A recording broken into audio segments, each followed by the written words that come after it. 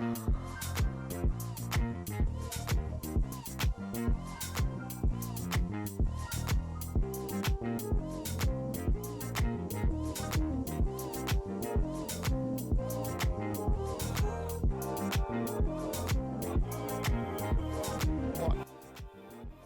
there, everybody, and welcome back to the Four Nations.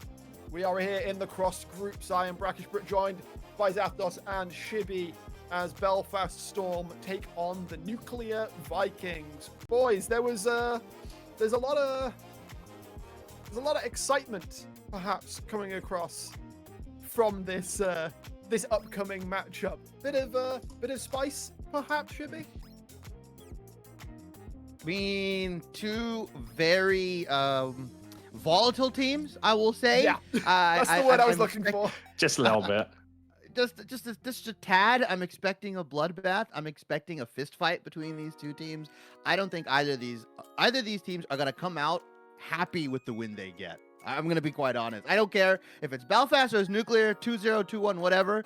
They're not gonna be happy. I already know it because it's gonna be very, very sloppy, let's say. Yeah, and on top of that, I mean, I'd be kind of disappointed, I don't know about you, Zath, if this isn't a bloodbath. Like, that's not what I came here to see. I mean, isn't League more fun when you just have people constantly fighting against each other? The color caster means a little disappointed. Yes, no, it absolutely is. You're 100% correct. I'm not going to take any word from the two color casters surrounding me. Okay, excuse me. I feel like, have it mechanically or the correct plays. I will agree that there is something very it's like watching those really satisfying sand videos and whatnot, seeing a good macro game, but it's not as exciting. Yeah, true. I mean, the big thing about both of these teams, though, is how weird and wacky they can be playing. Because a lot of us behind the scenes were talking about, we don't know what's going to be picked today. And I feel like if you look at Nuclear Vikings and the way they played this season, it's a massive testament to that. Their top laner can even play the TK. We saw the Lulu jungle with the redemption. And the big way I like to describe Nuclear Vikings as a team is they're inspired by FlyQuest. How can That's one person, my guy. I meant the whole team, but of course inspired very good jungler. What I'm trying to say is this team is wacky with what they like to do. They have the flexibility to put any champion in any role. Maybe a Morgana jungle. Maybe we have Hui in towards the bot lane. In the game 5. Exactly. Can we not? All right. I know I'm a European fan, but we were so close. I eternally respect them for doing that, though. Like, set Fiddlesticks in a game 5 you respect NA, against careful, Gen G. Right? Yeah. Go on, Shibby. That must have at least stirred you a little bit as an NA. I mean, it's nice to see brothers from across the pond give us the respect we deserve. I know, we've made group stage a couple times. Live vicariously through us. That's kind of how it needs to be right now. We had G2. I don't feel like we had to live through you. I felt like both you and us had our experiences. Boys, before we start a cross-pond war again, let's just keep. Honestly, I feel like we just need some general Western pride. Honestly, let's celebrate when any of us beat an Eastern team because it's few and far between at the moment. Anyway. Digging on into the specifics a little bit, because draft should not be too far away. Zathos, is there a matchup in particular that you're really looking forward to today?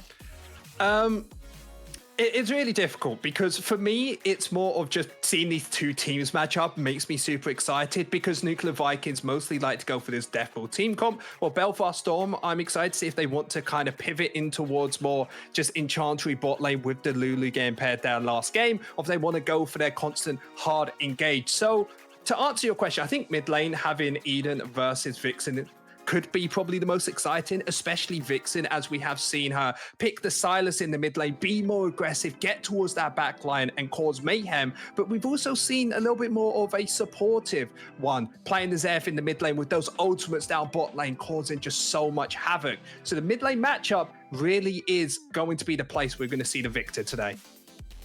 You agree with that, Shibby? Yeah, I think that's a very good point. I think mid lane's going to be super important, especially given, the kind of players we have here. I think in the UKL specifically, we've had a lot of also very good junglers, right? Just come through in this division. I think, Ruby Carrots, I think Dunlosey, these guys on the right champions, on specific picks, can just kind of take the game over. So we'll see what gets denied here. I know the jungle meta has been a little bit wonky right now. Things like Jarvan and Xin have popped up. We've also seen stuff like the supportive, like Nunu, Maokai, Sejuani with like the Build-A-Bear kind of workshop builds where they go like Zeke's Convergence and then they build like Warmogs. They're not the tankiest of people. So I want to see what kind of style both of these teams opt into, because there's a lot of strong melee mids. There's a lot of strong solo laners right now. So that tends to make it so junglers are on the back foot and playing more low income stuff. Like, let's find out. We are into draft for game number 1. We're going to talk about the Lulu jungle. Shibby, do you think that was a little bit too far? We're not. No, Yes. I mean, we just have to mention it. Because you were saying, like, I love it when there are different styles. It happened to us all, Zapdos. I think even Nuclear Vikings are wanting to move on from that. I mean, we saw the Nunu jungle. Maybe we get the Lulu again. Kog'Maw in the bot lane. I like the flexibility, and that's why this draft is probably going to be one of the most exciting drafts you've seen in a while. And I hope I'm correct instead of this bug basic draft. But when looking at both of these picks and bans, Skarner's still available. And from solo queue myself, I think that champion's busted. Terrifying. Got a heck of a presence in, like, we've seen him pretty much, is it nigh on 100% like pick ban at Worlds? Yeah, 100%. Been there all around the place, especially with the flexibility towards the top side. But just Skarner, being one of these junglers that can gank from anywhere, just has so much setup for what the team needs. But Belfast Storm, especially their top laner, absolutely loves Cassante, is the bread and butter for them. So, of course, going to be able to pick that up. And it doesn't really tell you anything when you start off with the Cassante. It's just, it kind of does its thing no matter what. That's an R1 too, if I've ever seen one, Shibby. What are we thinking? Yeah, that Gwen could be flexed around both top lane and the jungle. I mean, Gwen has a pretty fine matchup into the Cassante, but yeah, I mean, again, Gwen jungle has been getting a lot of popularity. I think we've actually seen it in the UKEL as well. Like, yeah, it's literally been Trizzy. Yeah, it's a pick that you can see, and so like I like this from Nuclear Vikings. They're not showing all their cards. Corki did get a couple buffs this patch. I believe we are playing on the latest one. So, I mean, I'm not surprised that he's coming back into mid lane. I'm not particularly excited. I'm not particularly excited. I hate Corki as well. I feel like all three of us just think that champion needs a little bit more buffs before they get anything. Of course, Swain has had a few changes. Yeah, I'm excited to see if that's coming through. 100% brackish. Luna reported in as she came into the VC, and it was, it seemed like pretty glowing praise for this modified Swain. Yeah, pandemonium. But now, yeah, we look at Nuclear Vikings. Exposed. Yeah, we look at Nuclear Vikings, and now they have to kind of like round out what they're gonna do against this Kai'Sa rel. Because right now, Belfast Storm, clearly they're opting in for like a dive composition or a dive S. They could layer that on top with stuff like the Orianna, the Nocturne, if that's still popular. I like the Xayah pick. Xayah always seems to come into popularity as more dive-heavy champions come into popularity. It's just like an interesting relationship. Not the greatest of laning phases in my opinion, but we can get her out of it when she starts getting to those 3-4 item marks. It's very, very difficult to kill her. Yeah, couldn't agree with you more. I feel like Poppy could definitely be a possibility as well with their composition, with the engagement of the Kai'Sa, and of course around the bot lane. I even think that Melio is a big possibility. It's something that I've really wanted to come into the meta a little bit more, but with this Xayah pick coming through, Nuclear Vikings have a very good meatball style comp, and that's the way we've seen them play or split. It's very much, hey, we don't need to engage, because if you engage onto us, you can't kill us first of all, because we're just going to heal it back up and just kill you afterwards. Yeah, that is pretty much like been the bread and butter for I think a lot of the time here, and certainly with the way Belfast Storm has been playing for a decent chunk of the split, I think it's pretty reflective of what we know from this team, right? Yeah. I'm excited to see if they want to bring an Enchanter inside that they have been toying around a bit. Of course, we joke about the Lulu jungle, but Ivan got banned away. So there are different possibilities. Even a Morgana they played earlier could be a really good disengaged tool. And that's the big thing Nuclear Vikings need to think about. Ooh. And to be honest, one thing I'm upset we didn't think about was Skarner's left open do every single pick and ban to the second phase. That's so illegal. Yeah, and there hasn't really been a good answer to the Skarner as well, right? It feels like once that champion's kind of picked up, you have to either pick another tank into it, or you just kind of have to full index into your composition. We know dive comps don't function that well into Skarner because of his ability to tank everything up. He can, scoop up to three people. So if you're diving headfirst onto one of his carries, he can just sit on there, diving. and they're just gonna full index. They're just gonna full index, like I said, with the Nocturne. Instead of the Orianna, they're going to go for the Akali, a bit more bursty, a bit better into the double AD carry composition. But now Nuclear Vikings can come in with a massive R5 here. This Taric could do wonders. Braum could do wonders. A lot of good peel. Even though the Poppy's off the table, there's a lot of picks here that could actually just completely derail Belfast Storm's composition. I don't know if they're going to lock this in. They actually... There it is! Yeah. That's it. That's everything we need, isn't it? They say engage, we pick Xayah, Skarner, and Taric. Every three of these picks say, hell nah. You want to come into us? Actually, no, because of course, Xayah goes into ultimate, Taric go afterwards. You're never first killing a Skarner before that ult comes down.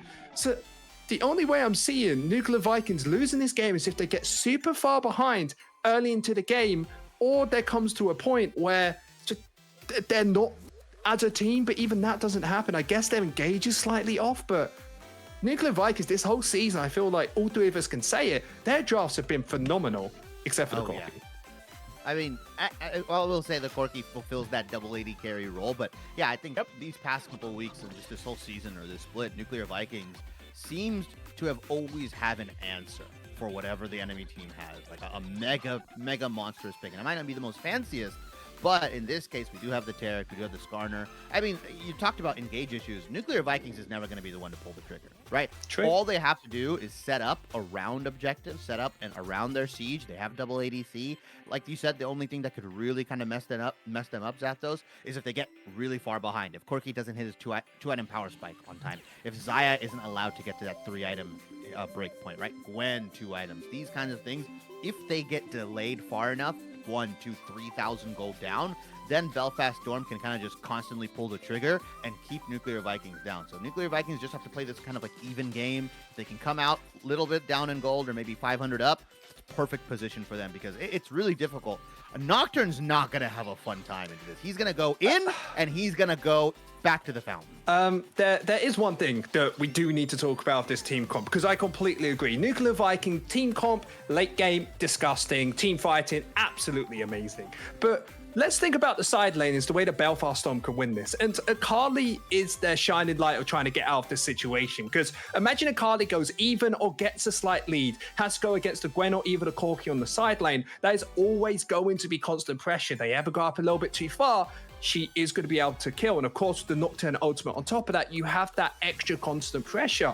So maybe Belfast Storm, instead of playing for these team comps, they look to try and pick someone off on the side lanes with the Kai'Sa ultimate as well. So maybe there is a small chance for Belfast Storm to win this, but very much Nuclear Vikings are so much better team comp-wise.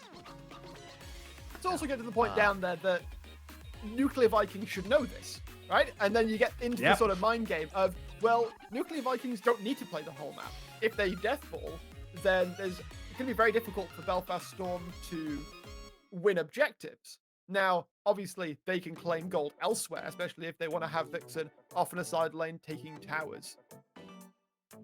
In the overall, though, go ahead. No, you're fine. I think Belfast Storm, some of their win conditions, prioritizing the early grubs, getting that 6 mark, getting that 6 stack very, very quickly, because like you said, they could trade objectives onto the map. I don't think Belfast Storm needs to go for these dragons. I would much prefer them trading gold on the map, right? We've seen a lot of higher level teams do this where they'll trade tier 1, they'll trade tier 2. When it's around 3rd dragon time, they'll drop the Herald on top tier 2 or bottom lane tier 2, get a bunch of gold injected into one of their solo laners, preferably the Akali in this opinion. And then Akali's going to be sitting on like Storm Surge plus Rocket Bell or some crazy 2-item power spike where she will just run through Nuclear Vikings composition. Double AD carry, not the most fun to play against.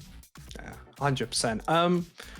One thing that I at least found very curious about both of these teams when I was coming through, learning a little bit more about them before we got ourselves onto cast today, was that Belfast Storm has 2 sides to them. Of course, Nuclear Vikings, very much a deathball team comp, wants to play for that late game altogether. While Belfast Storm is all about going in, but they've shown a few glimmers of playing that front-to-back team comp. So I'm excited to see when we get towards that second game, we're going to see any adaptations in the draft, or maybe they're the ones to pick Lulu. Maybe they're the ones to go to Enchanters, as we might be seeing a little bit of shift in the UKL to go for more of this team ball or team fighting comps instead of just hard engage. We're having a little bit of technical difficulty, if you hadn't been wondering why the game is taking so long. Just you can get some players back into the lobby and get the game rolling. That does mean, boys, that we do have a little bit of extra time. I wanted to pick your brains a little bit, because the internet has been exploding after Ambessa was shown off. Do we have any individual takes on that champion, Chibi? I'm banning it every yeah.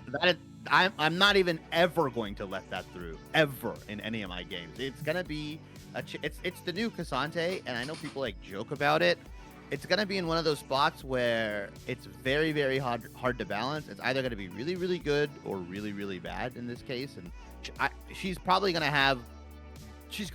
I'll predict this. She's gonna be the champion that has the fastest mini rework to her kit. I can say 3 months. 3 months. 3 months to have a mini rework. Okay, no, you have to think about the game designers behind the scenes. I've had the opportunity to do a little bit of it at university. 3 months, they have to start now with that rework if they want it done by then. So they're already thinking, hey, this champion is overpowered, because I was actually looking on Twitter a little bit earlier and I saw the person who created this champion, and of course Riot Games laying people off. The person who created this champion was laid off. Of course, nothing to do with the champion themselves, but I don't know. Maybe the champion should be laid off.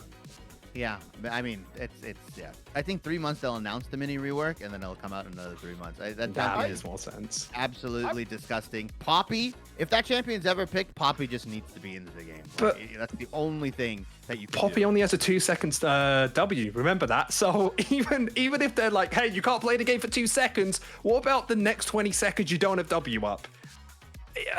It's so hard. It's gonna be. My personal thought on it is, like, the passive would be okay if there was some kind of internal cooldown to it. Yep. Like, every so often, she can add a dash to one of her abilities. But, yeah, the lack of cooldown on it means that I think she may not even be crazy overpowered numbers-wise. She's just going to be so frustrating to play against. Yeah, people say a lot of movement champions like Lilia are a lot more annoying to play against than others like a TK. Riven. I remember Riven back in the day? Never ever able to kill her in lane because she's got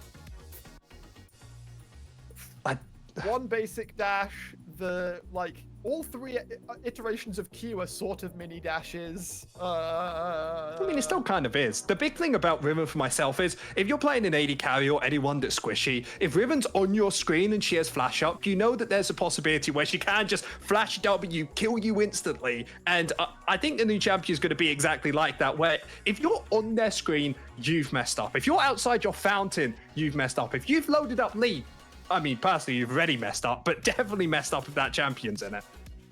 I mean, we're not so proud as to, not be able to admit that, I think. We know we're all in the hole here. Yeah. No. Well, Ambassador time aside. Champion thematically is cool. Thematically, it's kind of cool. Like, I like how they're tying it to Arcane. I'm sure we'll get more Arcane-inspired champions. Please, look. This is a simple, I'm even going to talk to camera here. Please, Riot, I am begging you, do not mess up the Victor rework. We're almost certain Victor is going to be the rework champion, right? A lot of people are speculating it, at least. If it is, please don't ruin my boy. All right? It's the one mid laner I love. Brackish, it depends what you mean ruin. If you mean turn him into somebody that's completely busted and is pickle ban in every game, you're going to have that. No, I don't want that. I don't want that. I want him to just be... I don't know what to tell you. I want him to be a champion that is still recognizably Victor. They don't completely gut his entire kit. And, make him maybe slightly more playable. Because at the moment, nobody touches him unless you're in, very specific situations. What rework would you say is the closest, then? take the ult away. I feel like you could take it with any. Like the laser's kind of iconic. The gravity field's pretty iconic. I think the Q and R could probably be like completely removed and changed for something else. Like the Chaos Storm, Victor's Storm, like that could be anything. And I think it would be like as long as it's like Victor-esque, right? I think. Yeah, I think so. I think Death Ray and Gravity Field are definitely the two abilities that like jump to mind as the real Like skill Victor points specials. of a good Victor. Yeah. Guys, Despicable Me, get Victor from that, put it into League of Legends. There you go. Exactly. There you go. Brackish, isn't that everything you've wanted? Just, you've wanted to become Victor from Despicable Me. I have control of this, my guy. How do I turn his screen off? There we go. He's not allowed to talk for a little bit. Okay, we'll bring him back. Put him in the North I mean, for a I second stand by there. the point. Can't believe you'd say that. Brackish, I In got my the door presence. behind me if I need to go. It's all right. I mean, at the moment we're just playing for time right now. Let's come back towards the game though, because we're certainly hoping that we will get in there soon enough. I mean, yeah, 100%. For Belfast Just Storm, checking in with League Ops. what's the dream scenario for them, right? Is it catching like Corki out on a side lane? Is it catching Gwen pushing? Like Kind of. that's pretty much all you can Has hope to be for. both, right? I feel like in a heads-up 5v5 team fight, unless like the Akali and the Cassante have really good flank angles onto the AD carries, it feels really tough for this Nocturne to play the game and this Kai'Sa to play the game. Kai'Sa probably gonna go the dive build, right? Not gonna go the poke that we usually see, right? We're not gonna see like the AP variant. It's gonna be like a full on-hit dive variant. And the moment she goes in, I mean, Tarek's stun is there. Skarner is gonna be ready either with the ultimate or with the wall push. Like, there's a lot of things you can do. Tons of mobility on the side of both Corki and Xayah. Xayah can ult, Corki can W away, which now does more damage for whatever reason. Don't know if that's ever actually going to come into effect, if that's going to actually get a net a kill here. But I feel like even if Kai'Sa dives in, she has to wait for every single movement ability to be removed. And on top of that, has to wait for both Tarek and Skarner to not either have a lot of their, CC or in Tarek's case, a lot of the ultimate. So, like, where is the opportunity for Kai'Sa to dive? Because I don't see it. You need to find a way to get that ultimate out before the team fight, so you could go in again in the team fight when they're down. The big thing that I kind of had at the back of my mind is that lane swaps have got a little bit less prominent in the recent times, but you still have a Cassante versus a Gwen, a low economy versus high economy top laner. Big possibility to go for that swap if you want to, because of course Kai'Sa's countered by Xayah, Cassante's countered by Gwen.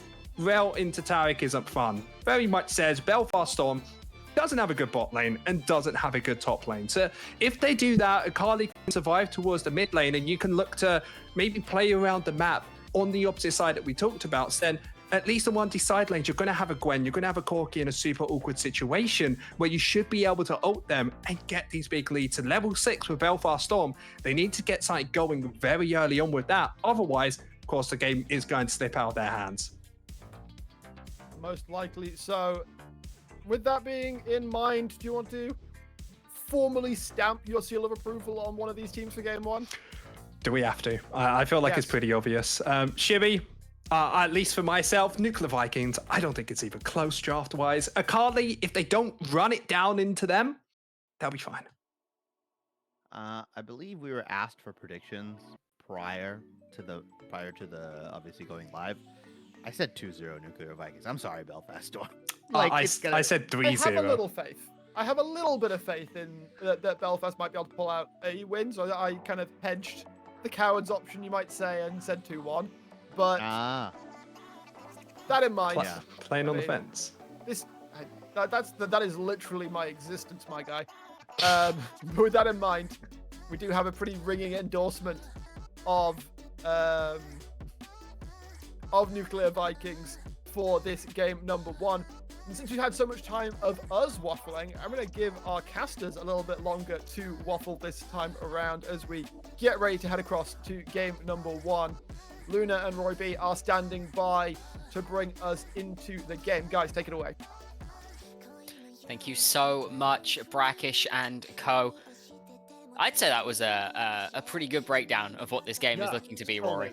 Solid. I'm gonna be honest. Every time I see Tarek picked in UKEL, my heart starts beating a bit faster because I've covered 2 Tarek matches this split already, and they were both stomps. It's a not sandwich special. One for the Tarek player, one very much against the Tarek player. So it seems to be a very polarizing champion as a whole, I feel, because he has this incredible up to level 5 lane phase where he can dish out a ton of damage, and it's incredibly hard for him. But honestly, I think his level 6 to level 12, he slumps so hard where he tries to get over that mana cost barrier that he suffers so much with. Especially with the removal of biscuits, but the mana on biscuits, which was really clutch for him. It's going to be really interesting to see how they adapt around that and how you can keep the heals up without just being all the time. Yeah, no, absolutely. And not only that, but you're then looking at, having to go for a tier in the early stages, which, the tier items are relatively expensive for a support. You're not really going to be able to get to a point where you can finish that super quickly. So it is really, really rough. But it does fit this composition so well. I have to agree with the desk on this one. The composition for Nuclear Vikings is just infinitely better than it otherwise would be. Now, it does bear worth mentioning that Vixen played in the Equal Esports Cup just gone. Played a lot of the Corki, was very very strong on it. Played it very consistently, very well, and had a lot of success on that champion there. Yes. So excited to see her pilot it here today. No, it's not. It's not Vixen on the Corki. No, it's not. Vixen on a Carly. Hang on a minute. I've had this completely the wrong way around. Yeah, I was going to jump on your point and say, it's really good to hear that she's playing Corki because seemingly she's been stuck in Ari jail for the last few weeks, and even though she was able to crawl out of some serious deficits, the Bear Tree laning into Bear Tree of Verdant immediately springs to mind. I'm very happy that she's now getting a lot more priority on her picks. On champs, she can really do some damage on. Yeah, I mean, pivoting it around, the Akali is also another very high execution champion, right? If you can pilot something like the Corki to a high degree, what can you do with an Akali, right? Very excited to see how this game plays out. Still have to give it to Nuclear Vikings on the draft though, because I might be biased. They have my champion. Oh, I've got to ask: is your champion by any chance Gwen? My champion is Xayah. Oh, your champion is Xayah. Okay. I'm an AD carry main. My champion is Xayah through and through. Surprised we haven't seen the Swain come through with his changes. I think mid and AD carry very, very strong at the minute. We're very differing in opinion this because I don't know if you've played New Swain, but I've taken him for a few games. Literally before I came on stream. Oh, literally before. Okay, brilliant. I found him very underwhelming. I think he's very good in mid and AD carry. I don't think he's great in top lane. I played him once top, twice mid. So I don't know if it was just the matchups I was into or I don't have hands. One of them's the answer. As we get out onto the rift, as we're seeing 5-man running straight into Belfast Storm's face. Really shouldn't be able to catch up Dunlosi here, but an early invade maybe onto this blue buff. As I was expecting, yeah, it gets a bit of vision. I had a feeling they might lane swap the Cassante and the Akali, to be honest, to give them a bit more favorable matchups. I think Cassante actually has a much better time into Corki as a whole instead of into Gwen, but no, choosing to keep the Akali mid, she can roam into River a lot easier that way. Hold the phone. Nuclear Vikings win purely on skin diff because they're all pink. Oh, that's Chromas as well. They spent money to match, and that's how you know they're committed. Respect. Respect on that, honestly. That being said, I think the Cassante actually has a worse time into the Corki than into the Gwen, and the Akali kind of doesn't mind either matchup, because with the Gwen you can still kind of go toe-to-toe with her, right? Her Hallowed Mist doesn't have as much use against you, whereas Corki, you got Valkyrie to think about. You can quite happily just kind of sit and auto him down. Sure, you can do the same to the Akali, but Akali can deal with it a lot better, because if she finds the angle to Shuriken flip on you, you kind of just drop. Whereas Cassante, you're just forced to take it. I suppose that's fair. When I saw Akali with the Conqueror, I thought maybe she's going top. Just because I feel like you normally want Fleet in this matchup, especially into changed Corki where he can just take E level 1 and chunk you so hard. Looking towards lane stage right now, I'm seeing a lot of them fighting level 1, Cassandra to Ben. We're seeing an obvious mid lane push, as you would assume from a Corki, especially into an Akali. Oh, good chunk there by Shush. Certainly is. The ghost has been popped. Sanap's looking to try and do something to survive as the snip doesn't quite get the kill. Gonna see Synapse able to walk back into this brush pretty much uncontested. Skip and slash forwards, jumping forwards again. It's Synapse. One more hit should do it. First blood going across to Shush. Not sure you wanted to jump back forwards there, Synapse, but I can respect the attempt. Yeah, I think Synapse thought there was one more auto needed from Shush, but Shush was building up Conqueror stacks the entire time, and that extra damage coming through from that just made the difference there. Synapse, we normally see him on champions like the Gnar. I know he favors that a lot, so... The Udyr as well, which is banned from him almost every game. Yeah, and maybe he doesn't know the matchup well enough, as we see an immediate fight again. Ghost is down, TP is down on both sides. Synapse still has flash, but the snip is completely cutting through this Cassante. Shush jumping forward once again. Shield comes down. Another Tofo slam onto the top of Shush's head. A flash forward from Synapse. One more auto should be enough to do it. The W comes through, and it's a return solo kill in the top side. You wanted action, guys. Desk, tell me, are you entertained by this top lane? I know Zapdos is probably banging his head on the desk right now to say, I don't want action, I want good macro. But, yeah, I'm scratching my head a bit here, because Shush got the base immediately. Dunlosi gonna say hello to Fruity Carrot, but I think this might be a skirmish for the crab, but I doubt it into a rel. Would be impressed, but at the same time wouldn't be, as we can see Fruity Carrot's going forward, looking for the Dazzler. It doesn't quite land, and completely blown up by Mr. Freeze. The early plasma damage, no joke.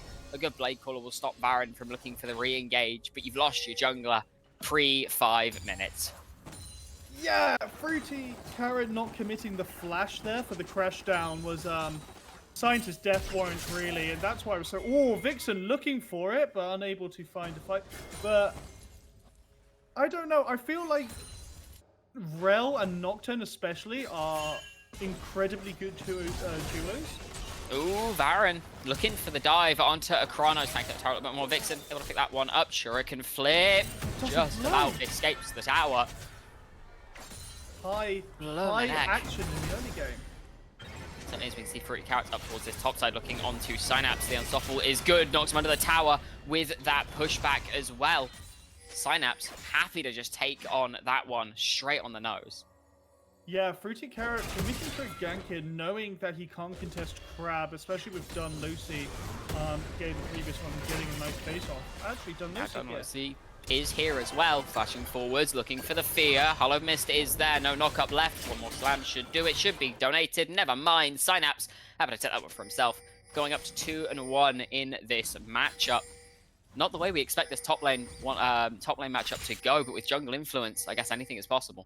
Yeah, Fruity Carrot just need to stick around there. You know Dunlosi is taking top Crab, so you go for the gank because you can't contest the Nocturne. But then you immediately back off and leave a window for Dunlosi just to stroll in. You know Shush doesn't have Ghost up for another 25 seconds, so just needed a bit of jungle cover there. Vixen, once again, going really aggressive.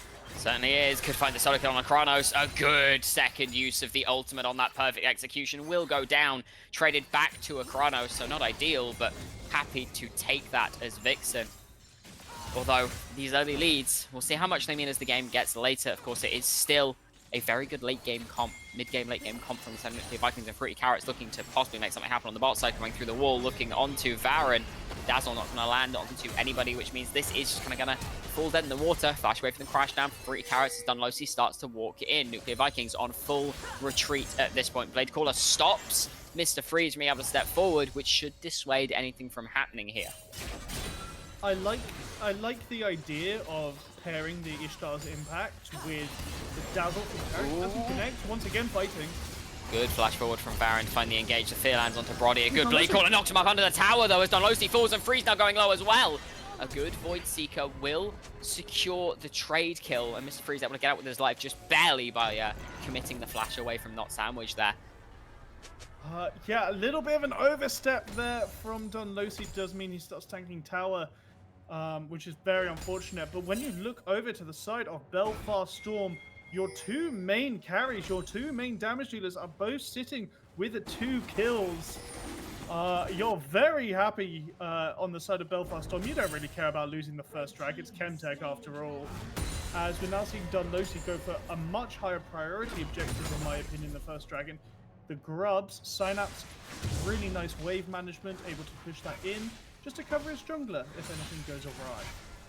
Absolutely, and of course, in a composition like this, you want to deny them away from Gwen. You want to deny them away from Corki. While you don't have any major split push pressure yourselves, you do have a very good siege. And if you can take it away from Gwen and Corki, your side lanes more than happy in the mid game.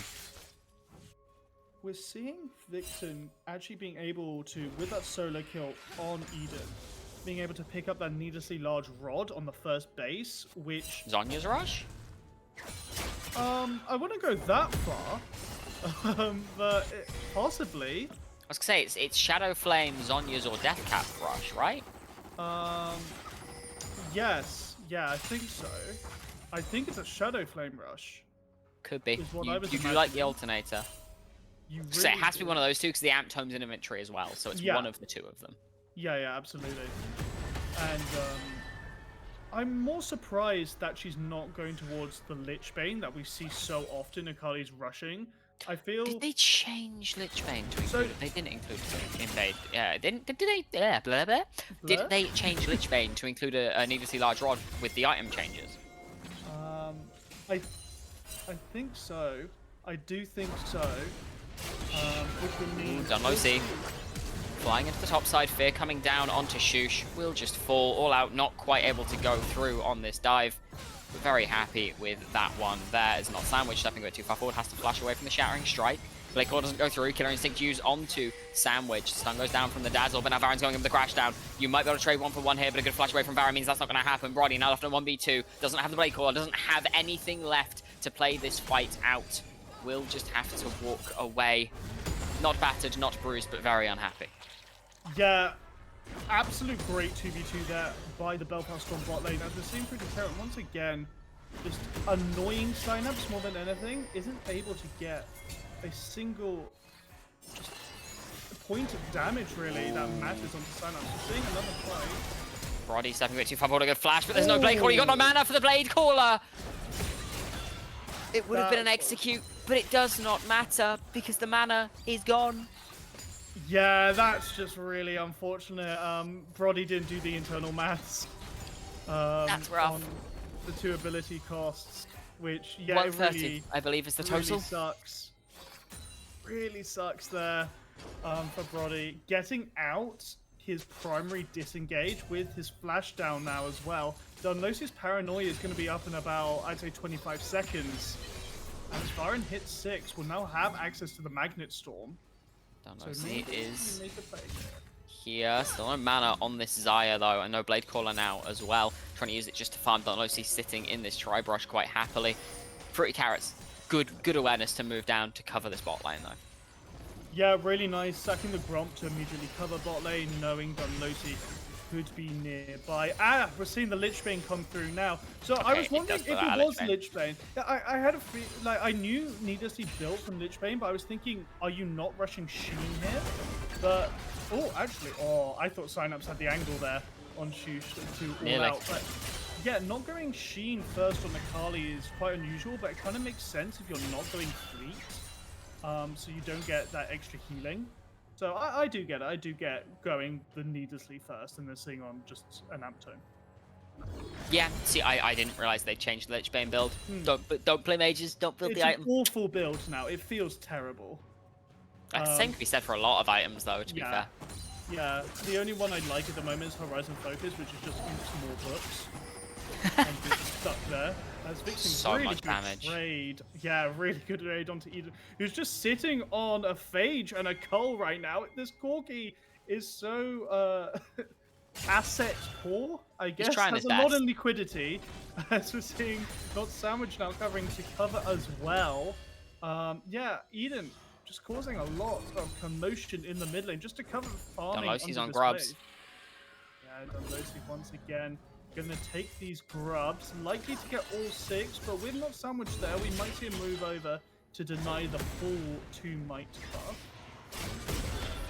Might do it indeed. As 4 go across, you do have that single one. They are now backing away from this though, not too fussed about taking all 6 at present, but if they realize that everybody is starting to move back towards the bot side, which they are, they could just look to go back for it. Dragon has spawned.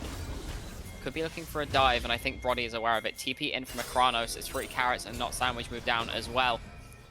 Impale is up and available. Blast Cone is used. We are now looking at the second Dragon and what could be the first big team fight of the game. As Kranos walks straight to the face of 3 members of the side of Belfast. Storm is completely annihilated off the face of the Rift Vixen flying forward.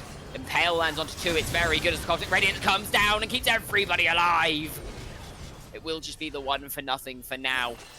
But it's in favor of Belfast Storm, and with no way of fighting forwards, fighting proud Nuclear Vikings, they gotta step back with their tail between their legs. So initially I was thinking this is a really questionable dive onto Brody because Varen went in and seemingly immediately blew Brody's Featherstorm. Unfortunately there were no minions. Oh, Brody! Just dying, okay. And now forced off the Dragon with Vixen TP into the mid lane. Oh dear. The Nuclear Vikings one way out. Vixen gonna get slammed into the wall. Varen is here as well, but Kronos has arrived. Shroud will do some work for now. Show can flip lands on Fruity Carrots. Vixen gets flashed under the tower. A lot of damage going down, but there's no real way to go forwards with this. The Valkyrie, it was used as an escape tool, so Vixen gonna go completely unpunished for the Shuriken flip backwards, and this second Dragon gonna fall in favor of the side of the Belfast Storm as the Vikings, they've got to put their helmets back on and crusade towards the grubs. I feel like you need a bit of a breather now because this game has just not stopped fighting for the last 14 minutes.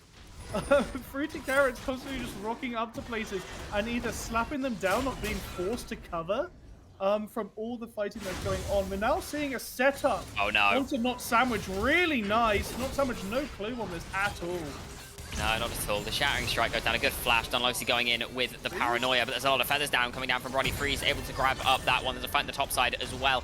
The dive onto Brody could be on. It certainly is. The Featherstorm comes down. There's no flash. There's no way to get the Blade Caller onto everybody. And while Varen will fall, the Storm thrives off the back of the dive in the bottom lane. Yeah, that was really nice patience by Varen, waiting out Brody's Featherstorm before actually using either the Shattering Strike or the Crashdown. Really nice. Could have put you in a very difficult position if he had been a bit hasty on that usage here. So we've seen through Flash was only seconds off as well for Brody. Yeah, it was very close. Synapse doing a really good trade here. Needlework's been dropped. All Out is not available. Unlikely we see a kill. Unlikely, yeah, but you know, there's always a chance with Sante that he just baffles you down from 40%. As we're now seeing the phone. no, Shush is not stuck in shop, okay, is aware, able to get out. But yeah, we've seen Belfast Storm really cleverly move their bot lane up to basically uncontested take this Rift Herald. Synapse though, not going for the immediate base, which might be unfortunate. Has TP, so it's okay. But a bit of tower damage is going to be done in that bot side by Brody here. I'm not sure why Synapse cancels his base, to be honest, because now, yeah, that tower just took half his HP, but then again, it's only a tier 1. And Shush, Shattering Strike goes wide, the Crashdown does connect. Freeze going flying in with that Killer Instinct. Another auto should be enough to do it. The flash forwards, it's beautifully done. The Paranoia's popped just to hide anywhere at the location of anybody else. Slam coming in from Dunlosy. It should be a guaranteed tier 2 as that's 4 might buff is going to be doing work. Sorry, 4 grub buff. Spawning the mites is going to do some work. And yeah, Nuclear Vikings. This 3 scaling lane comp is really not working out for you right now as Vixen's going in. Varen teamed up with Kronos just going to fall. A very good gank from the Belfast Storm support. Vixen now 3-1-1 on this Akali. We can see the bot lane looking to go onto Synapse. Just try and take the tower to begin with, but Dunlosey has arrived and the all-out is popped onto Brody. The Featherstorm has to be used. The flash is available. The tower goes down. Fear going to go down here in just a second. The pullback is used. The flash not committed. You know you're already dead, and now Varen is here to secure Sandwich's fate. You're going to be lunch for the side of the Storm today. Question is who takes it. Synapse happy to go on a killing spree with that one. So yeah, that really sucks. Nuclear Vikings wanting to commit to getting this tier 1 tower, but you just saw Dunlosey having done a full clear of his top side and securing Rift Herald. Oh, actually, really nice pick. I'll continue my point in a second. As Karen nicks that shutdown. Eden would have really preferred that personally, but yeah, you know Dunlosey is going to be bot side because he just full cleared his top side and helped get top tier 2. Going for that play right there is incredibly greedy, and yeah, get rightfully punished for it. Yeah, certainly is. Belfast Storm sitting on a 6,000 gold lead, really starting to run away with this game. 16-5, a dragon apiece, 4 grubs to none, a herald to none, and 2 towers to 1. Happy in the current game state as the paranoia is dropped onto Acronis, and the Cosmic Radiance is used for a non-committal. The mid tower still stands, and down goes your biggest team fight ultimate. And that's the issue Nuclear Vikings are finding right now, is they do not have the power to walk into Belfast Storm's jungle and play good wall. Roddy stepping forward for a couple of autos on that tower, will pay with his life, and now Sandwich also gonna pay for Broddy's transgressions. Right, I feel like I'm watching Deja Vu. Did they not just do that in the bot lane? Yep. Except this time, Broddy took 2 tower shots to take the tower. Yeah. So, a bit of, I'd say panicking a little from the side of Nuclear Vikings here. Going for plays they have no right in doing. And yeah, as I was saying, they have no vision anywhere, which means the moment Dunlosey pops Paranoia, it truly is a paranoid Nuclear Vikings, because they know Varen has flash up and coming from all these creative angles that they just can't cover. So yeah, forcing the Cosmic Radiance to come out. Yep, and that is the 5th tower of the game falling in favor of the Storm. They really are running rampant on the Rift today as they take their 2nd dragon of the game. I mean, as soon as Brody goes down, you've got no wave clear. Akronos has to sit in a side and stop the side lane tier 2s from falling, so you need your Xayah to stay alive, and unfortunately your Xayah is prime target number 1 in this game. Yeah, absolutely. Akronos moving into this bot side right now. Can't meet that wave ever. Yeah, you see, Mr. Freeze immediately pings the bot wave, just going, I can solo anyone I want to. I have 2 items. What's this Corki going to do to me realistically? Yeah, so Arachnos is... There's a Chronos, don't worry. Oh, he is a Chronos, okay. It's just having to play so safe. Now seeing... Just wandering around the jungle right now. A bit lost because there's no waves to hit until Mr. Freeze pushes this bot lane in. I wouldn't be surprised if Belfast Storm really just pulls the whole team towards this Baron pit and just forces a fight, just to get Shush's TP out or something like that. Certainly could. We can see 3 members commit towards this bot side at present. Shush waiting for Synapse to push this top wave in. No real threat at present for the side of the Storm. 3 members strong in the bot side for both teams. Brody up matching Vixen, and Shush and Synapse still in their island, on their island in the top side. Shush jumping forwards. Just going to be the same old trading that we've seen all game long, except there's a Kennick Rocket on the K'Sante. Freeze taking a good chunk of damage from Akronos. Going to be forced back there, but we see Synapse just running towards that tower. Vixen with the Lich Bane.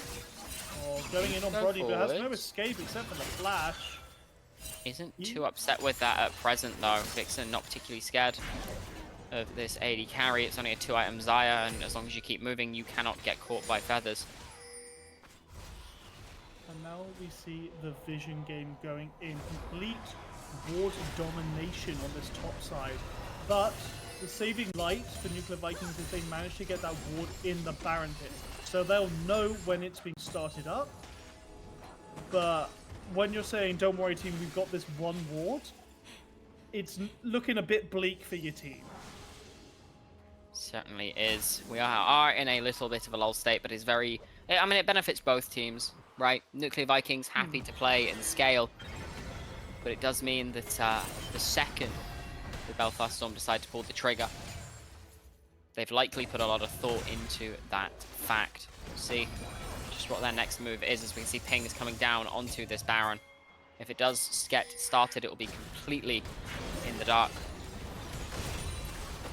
Control being put in the pit, turning off that blue trinket here. I wouldn't be surprised if Vixen goes actually very aggressive on Aranos here. Oh no, Aranos able to use that bush to get some serious damage off of it. Cully scares her away. Synapse Sprinter says, how dare you to knocking me back in. Blue trinkets come down, the Baron has been started. Can Pretty Carry get anything done in terms of a steal?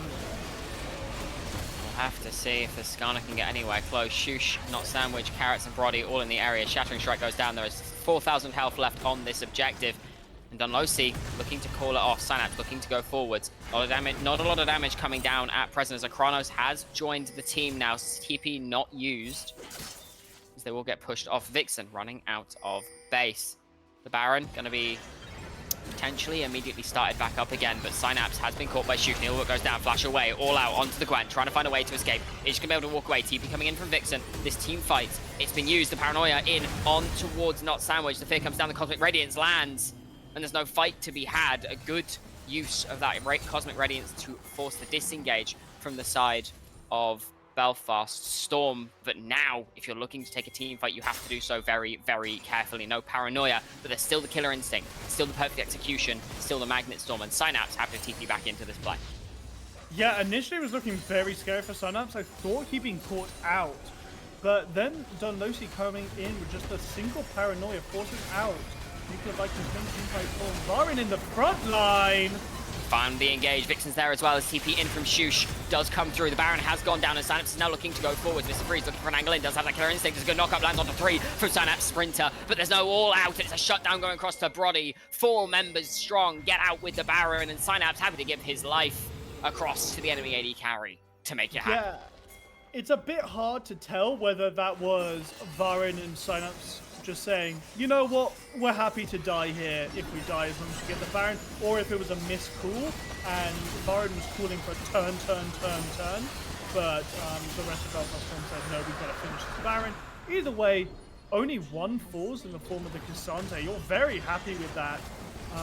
Consolidation prize going over to Nuclear Vikings in terms of this Cloud Dragon. But Varin, very far up, but then again, just can when you know Mr. Freeze can dive in at any opportunity. Yeah, absolutely. You got Vixen in that mid lane as well, able to join pretty damn fast. You can see the pings coming down onto this mid tier 3, this inhibitor. If it falls, could be the beginning of the end for the Nuclear Vikings. And with Baron minions bashing their way through, you have to imagine it falls before too long. One more shot from the cannon secures its fate. The inhibitor left open, left ready to be set ablaze by the oncoming storm. What kind of storm? Only time will tell. As Brody fighting up against Synapse in this bot lane. The Impel comes down. It should be another kill going across this AD carry, but there's a lot of shielding. There's a lot of health left on this tank. And your AD carry is only sitting on 3 items with no Infinity Edge. That Cassante more than happy to just tank up the damage. But Brody has an LDR. And you can't even take out the singular Cassante who's being dragged towards you, who one of his items is a Canic Rooken. So most of those stats don't mean anything to Isaiah. Oh boy, Brody. No Infinity Edge. Infinity Edge is so important for so many AD carries. It's so important on Isaiah as well because I believe it modifies your E damage as It well. does. Your E scales on crit chance, and it does modify the damage, the increased damage of your E, I believe. It is incredibly important to have on this champion. Instead, going for the Flicker Blade. I think that was more a wave clear decision more than anything. You can get both now. You can get both? Okay, but I was just thinking slotting in seconds instead of IE is more of a wave clear. You normally want to go the Navori second because you need your abilities up more. Okay. Fair enough, fair enough.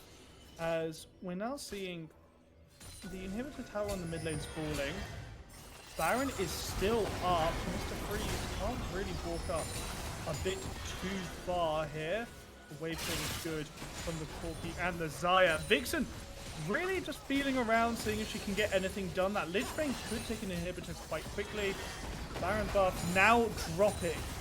The base defense is overall pretty solid from Nuclear Vikings. Only one tower falling. But now, what can they do as the grip of Belfast Storm tightens ever closer?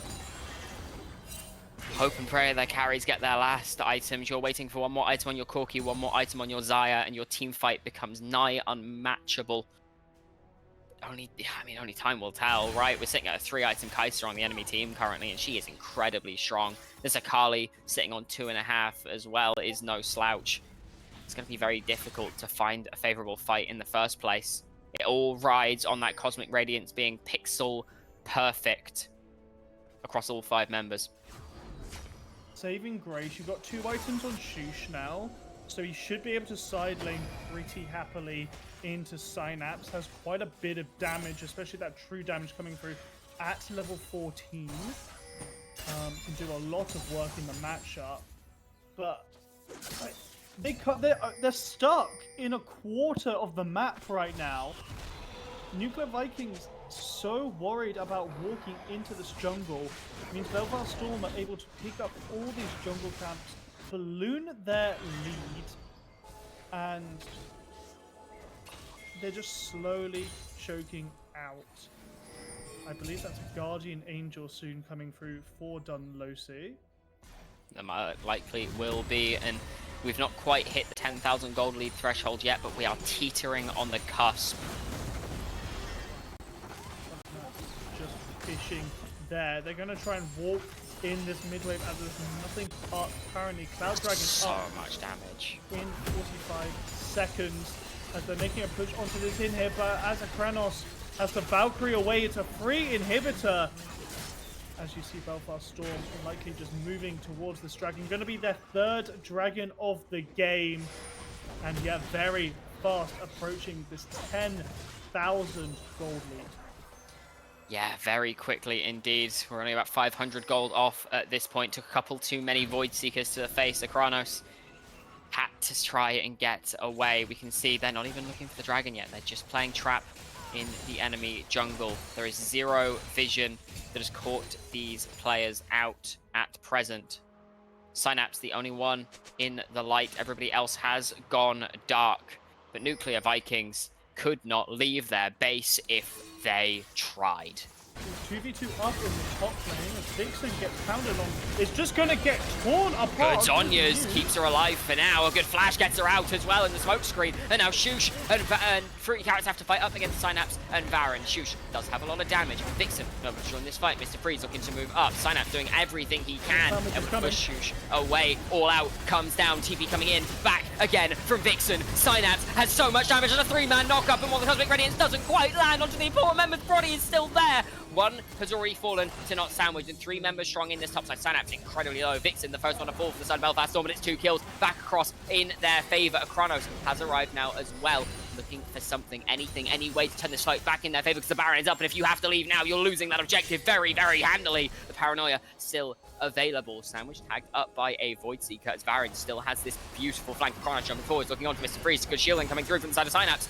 Not quite enough there just yet. Flash forward from Baron, doesn't quite land the Sharing Strike, doesn't quite land the crash jump, but Dunlosi is onto not sandwich. Body doing everything he can, trying to get some damage down. Flash forward from Synapse, doesn't quite find onto anyone. This fight is going so long, but everything is going ever so slightly wide.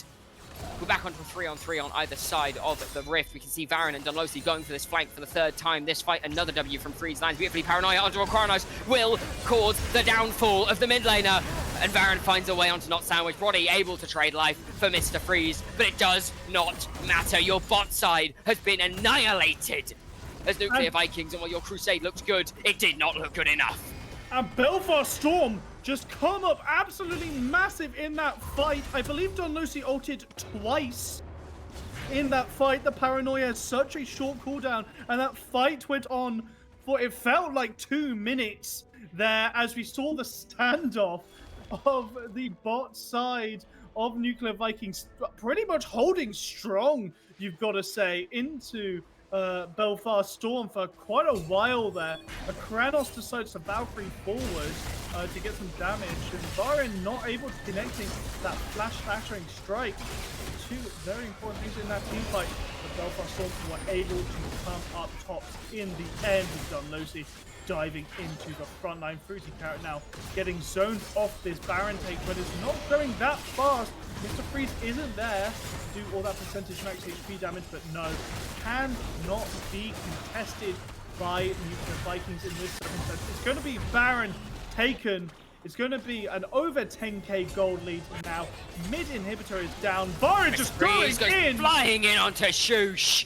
A beautiful catch onto the Gwen, and with the Baron Nashor at your hands, the Storm can start to envelop the home base of the Vikings.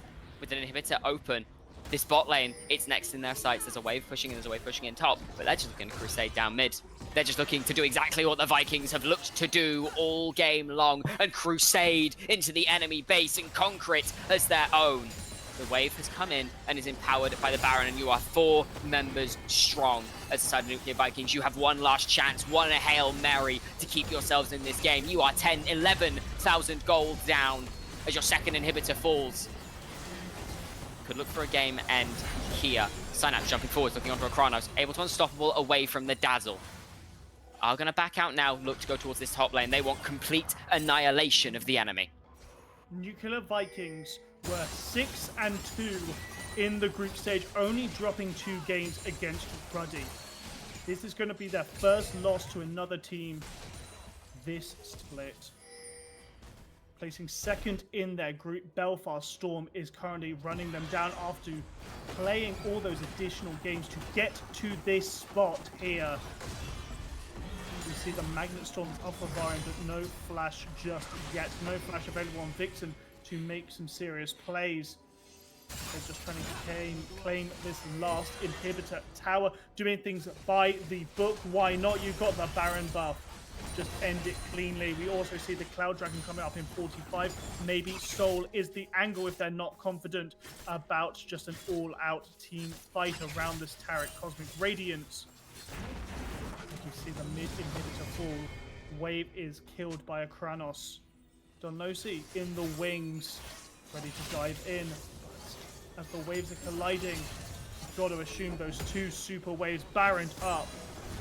That's just going to be charging, and the third inhib is soon to fall. Do a good chunk of damage coming out from a Kranos. This Corki well and truly online now. This Xayah well and truly online. This wave, it's not hitting the top lane tower as Brody looking forwards onto Synapse. There's so much damage going down. The root goes down. It's unstoppable away from. They are forced back. They are forced to look for their soul. They are forced to find a way to quicken the winds beneath their feet. Potentially give them the angle to end this game out. But the base defense is solid so far from the Nuclear Vikings. Even more jungle camps being taken away. Mr. Freeze with the 2-level lead. Synapse with the 2-level lead. Frankly, the only person on Nuclear Vikings who has a lead of any version is not sandwiched with the small level lead, and that's in a support matchup, so it doesn't really matter. We see supers coming down in bot, in mid. Surely this top tower is soon to fall as well, as we're seeing all the buffs being picked up. And I'll tell you something, a Nocturne with a Cloud Soul is very scary diving onto a Rel with a Cloud Soul, possibly even scarier. Synapse escorting these super minions in. Brody picks up the Infinity Edge, able to clear out these waves very successfully. Bit of a lull state now, as Kranos able to scare away, but those Prey Seekers are doing damage, and Dunlosi pops that Paranoia, forces out. The Cosmic Radiance isn't even going to commit to the play.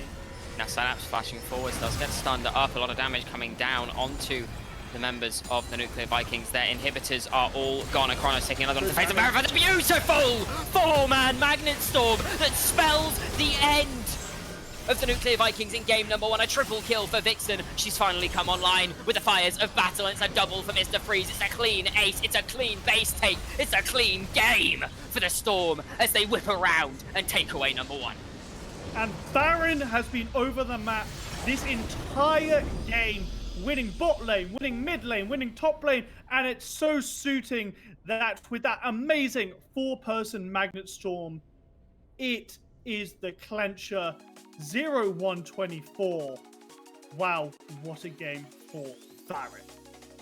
Yeah, incredible game. Varyn everywhere across the map. Mr. Freeze happy to just sit and take all the resources given. Vixen doing extremely well in that 1v1 that isn't the most ideal for an Akali. And Synapse. Synapse died level 1, level 2. Yeah, and then traded for it first immediately. blood, and then traded it back and just kept that snowball rolling. Yeah. And Dunlosi was everywhere he needed to be. We said it was draft gap during the draft. Draft gap means nothing when you I told you are about the Taric. just better. You It's did? cursed. You It's even either called you it. either stomp or you get destroyed. It's the Seems Taric to be curse. the case. Now, we are going to throw to a very quick break, but when we come back, we'll have the desk ready to break that one down and take you through into game number 2. Don't go anywhere.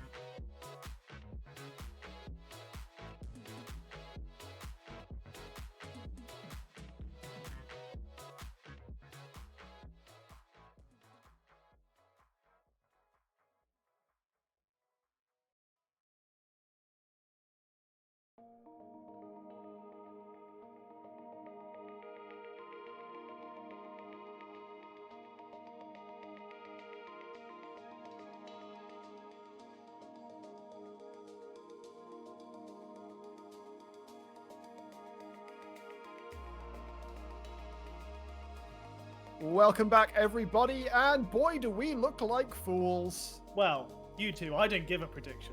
So Yeah, I'm but that's chilling because back you were on cast. That's because you were on cast, and we couldn't pin you down for that. But here. Yeah.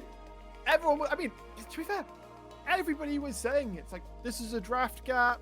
You've drafted 5 engaged champions into a big PL comp, and it turns out when all is chaos and you are that far ahead at 14 minutes, it just doesn't really matter all that much. Nah, it's irrelevant. Gold lead, they could have. Nuclear Vikings for half the game were scared of walking into their own jungle. Funny go burr. Exactly. Yeah. Comp doesn't really matter when you die a bunch of times in the side lane solo, or you aren't there to cover dives, or you just aren't. You just kind of are autopiloting. That's what it kind of felt like from Nuclear Vikings. I'm not saying they didn't play League of Legends, but they definitely after that first solo kill from Gwen, it kind of just became like, all right, I can do this, I can do that. We have a good comp. Our comp should win. But I will say Belfast Storm did a really good job of pushing the issue. And they understood, hey, we're on a timer. Yeah. We can't play even. We have to kind of sneak into the jungle. Let's kill whoever's walking to bot side. Let's get dives going. If the Skarner's not here, we just kill them, right? That kind of stuff. So I think the champions for Red Side draft are really, really good, but just in the way in which they were being piloted here and there, a couple of crucial mistakes, not covering bot dives, dying solo to Cassante, Corky getting caught, that kind of stuff. That's going to catch up. You can only do that so many times before Belfast gets, like you said, a 4,000 or 5,000 gold lead, and the game's over. And I want to jump on that point that you just made, not covering bot dives. It was weird that we weren't covering bot dives when the Nocturne did get a gank on Gwen level 4, but generally Gwen is ungankable into Nocturne post 6 because she can just ghost and slow him out and just space away from any threat that Cassante could put on top. But we saw Skarner, Free to Go, keep going topside. I think there was about 5 ganks topside that didn't really do anything except help crash a wave on a few occasions. And then you give up grubs. It's there's a bit of synergy on the communication side, definitely on the side of Nuclear Vikings, and I really hope they fix it for game 2. It is going to be, it is do or die now. And for so many people, most of us included, this is not the situation where we expect them to be. Belfast Storm have shown themselves to be respectably powerful, but they often have a bit of a differential to them. They have their ups, they have their downs. This time, today, this is an up. This is an up if I've ever seen one. Yeah, it's a very promising game 1, and honestly, the morale boost you'll have going into game 2 is so high right now. Can they do the same on Red Side though, Shibby? Yeah, they could just slam a similar composition. I why wouldn't not? see why not. Right, Skarner went through. They're clearly comfortable letting Skarner go through. Yeah. That's a big boon, right? We can just not ban Skarner. They can play it, and we can trust that they're not going to be able to pilot it in the way that is expected of that champion, right? Being able to play that dive composition or full engage composition into a champion like Skarner, into stuff like the Tarek and whatnot. Having that confidence, I wouldn't see why not. Why can't Belfast just slam a similar dive composition? It doesn't have to be Nocturne Kaisa. Yeah, it doesn't. It could be Ari. It could be Ari Nocturne. You could have an Ori. You can have so many different variants. You don't need the Cassante. It's really good for Belfast because they can play that comp again, force Nuclear Vikings to adapt and kind of reassess what they're gonna play into it. And then if they lose that one, well, you've got game 3, and now you can come with something new. That's the beauty of having that game lead, is that you force the other team to answer your question. Absolutely. And now all of the questions, all the answers need to be provided by Nuclear Vikings. Now, of course, onto blue side does mean that they have a little bit more preference in, obviously, they have first dibs on picking the composition they want. How important do you think that's going to be in game 2, Rory? Well, it depends if they go towards a Nocturne. because NUC has shown priority on Jarvan, Nocturne, Poppy. I believe Poppy was banned in that game. So if you're removing the Nocturne from him, you can almost predict that he's likely to go towards a Jarvan unless he's picked up another champ he's really comfortable with. But he loves playing for bot side, so I'm not expecting to see a high ganking champ like a Rek'Sai or even a Nunu from him. So it would be a nice adaptation from Nuclear Vikings that I would like to see them put a lot of priority on. Ooh. Oh, actually, Nuclear Vikings banning it. Okay. So that means the Poppy is going through. Unless Belfast are privy to Yeah. that and they want to ban that away here. It was banned out, I believe, in first rotation. So let's see if they want to take that away. The Udyr and the Rel, interestingly enough, they've already removed two of the champions Nuclear Vikings have kind of identified as, hey, this is not fun, as the Aurora slips through this time around, Leona being removed. Belfast Storm, once again, just really comfortable letting out some of these supposed OP champions over to the other side. Now they've got their pick of the litter. They could opt in for the Skarner and it would be completely fine. Yeah, completely fine. The Aurora, I want to see it top lane, especially if it's in a matchup into Cassante, because it's a free as hell lane for the Aurora. Belfast Storm just feeling a bit forced to pick an early tank here. I don't know if that's the pick, especially because of Nuclear Vikings pick Cassante. You know exactly where the Aurora is going, and then you get double counter pick.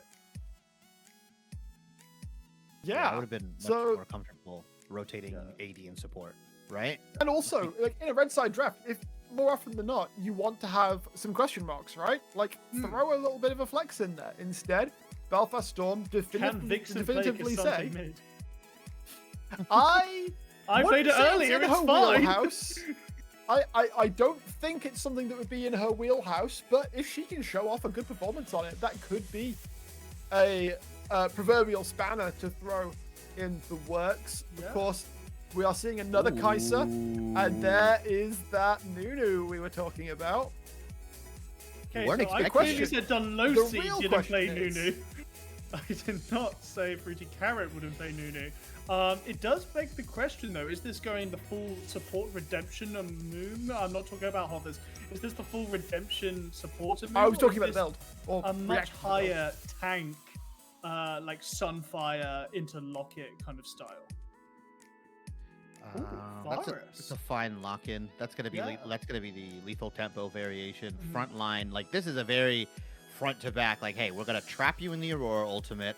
Varus is gonna fire away, and then the sneaky thing here is that I believe the radius for both Aurora ultimate and Nunu ultimate almost are the same. I believe there's like a little Nunu's bit. slightly smaller. Yeah. I think Nunu is slightly smaller, Slightly like the smaller. radius wise. But like at that point, if you're playing the edge of the Nunu ultimate, you're gonna get knocked back in. So there is some like cool combos that can be created here. I don't know if we're actually gonna be able to see that, especially with the mobility coming out from Belfast Storm. Typically, we see the Nunus, they'll build the first part of the Sunfire, the Bammies, and then they'll just go into the full support. Yeah. I think that's fine. You don't have to be that mega frontline threat. You can still go Locket. You can still go Redemption, like you mentioned, Rory. You can go that supportive Nunu build. That's all you're really there for. You're just a CC machine. Yeah. With that in and- mind, Oh, please.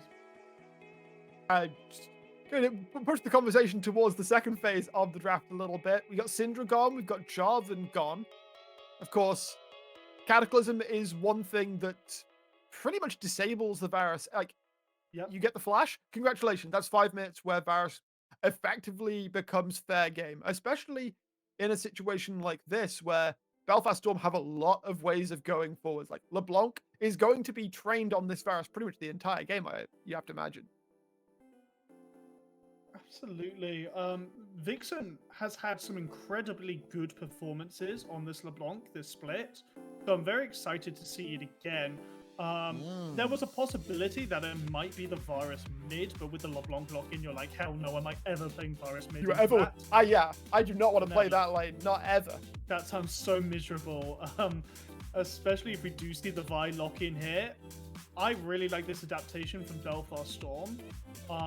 Going for like this single target pick off when both the Aurora and the Varus are shown.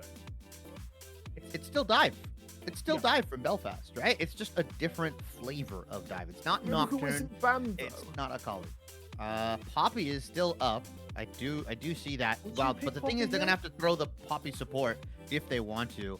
Braum, much Nope, that's Ramsay. better of a laning option. I don't think the Poppy support would have been too fun to pilot here. Nuclear Vikings trying to keep their AD carry alive. Right now, Nuclear Vikings have a dual damage threat. I don't know what they're gonna pick in the mid. They've been kind of forced into a corner. Syndra off the table, Corki on the table. It's almost screaming Orianna just because that's like one of the only champions, available. Hwei removed. Instead, they're gonna go for the AD mid laner. Yeah, I was Triss. thinking they needed a bit of AD here. How are because, we like, you feeling, don't want- though, Well, about the issue Tristana's current state? Because obviously they tried to kind of nerf her out of mid lane and put her back to bigger bot lane. So she's fine into LeBlanc still. She outwave clears LeBlanc early, can stay very safe. If you're good enough timing on your rocket jump, Vi can't No really way. do much damage.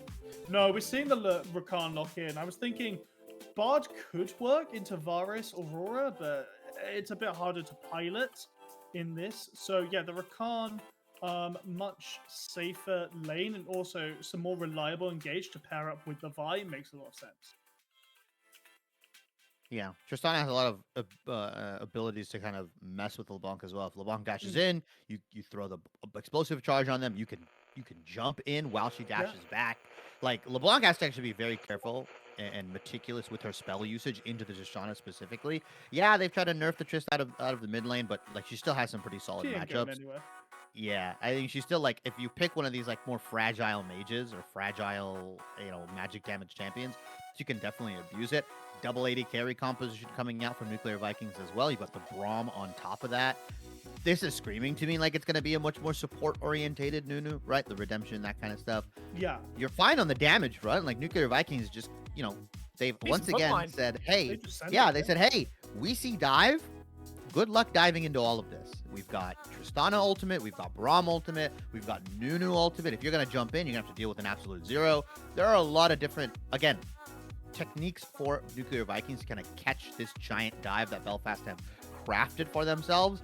Once again, I struggle to see how Nuclear Vikings succeeds in the side lane. LeBlanc Vi is absolutely killer.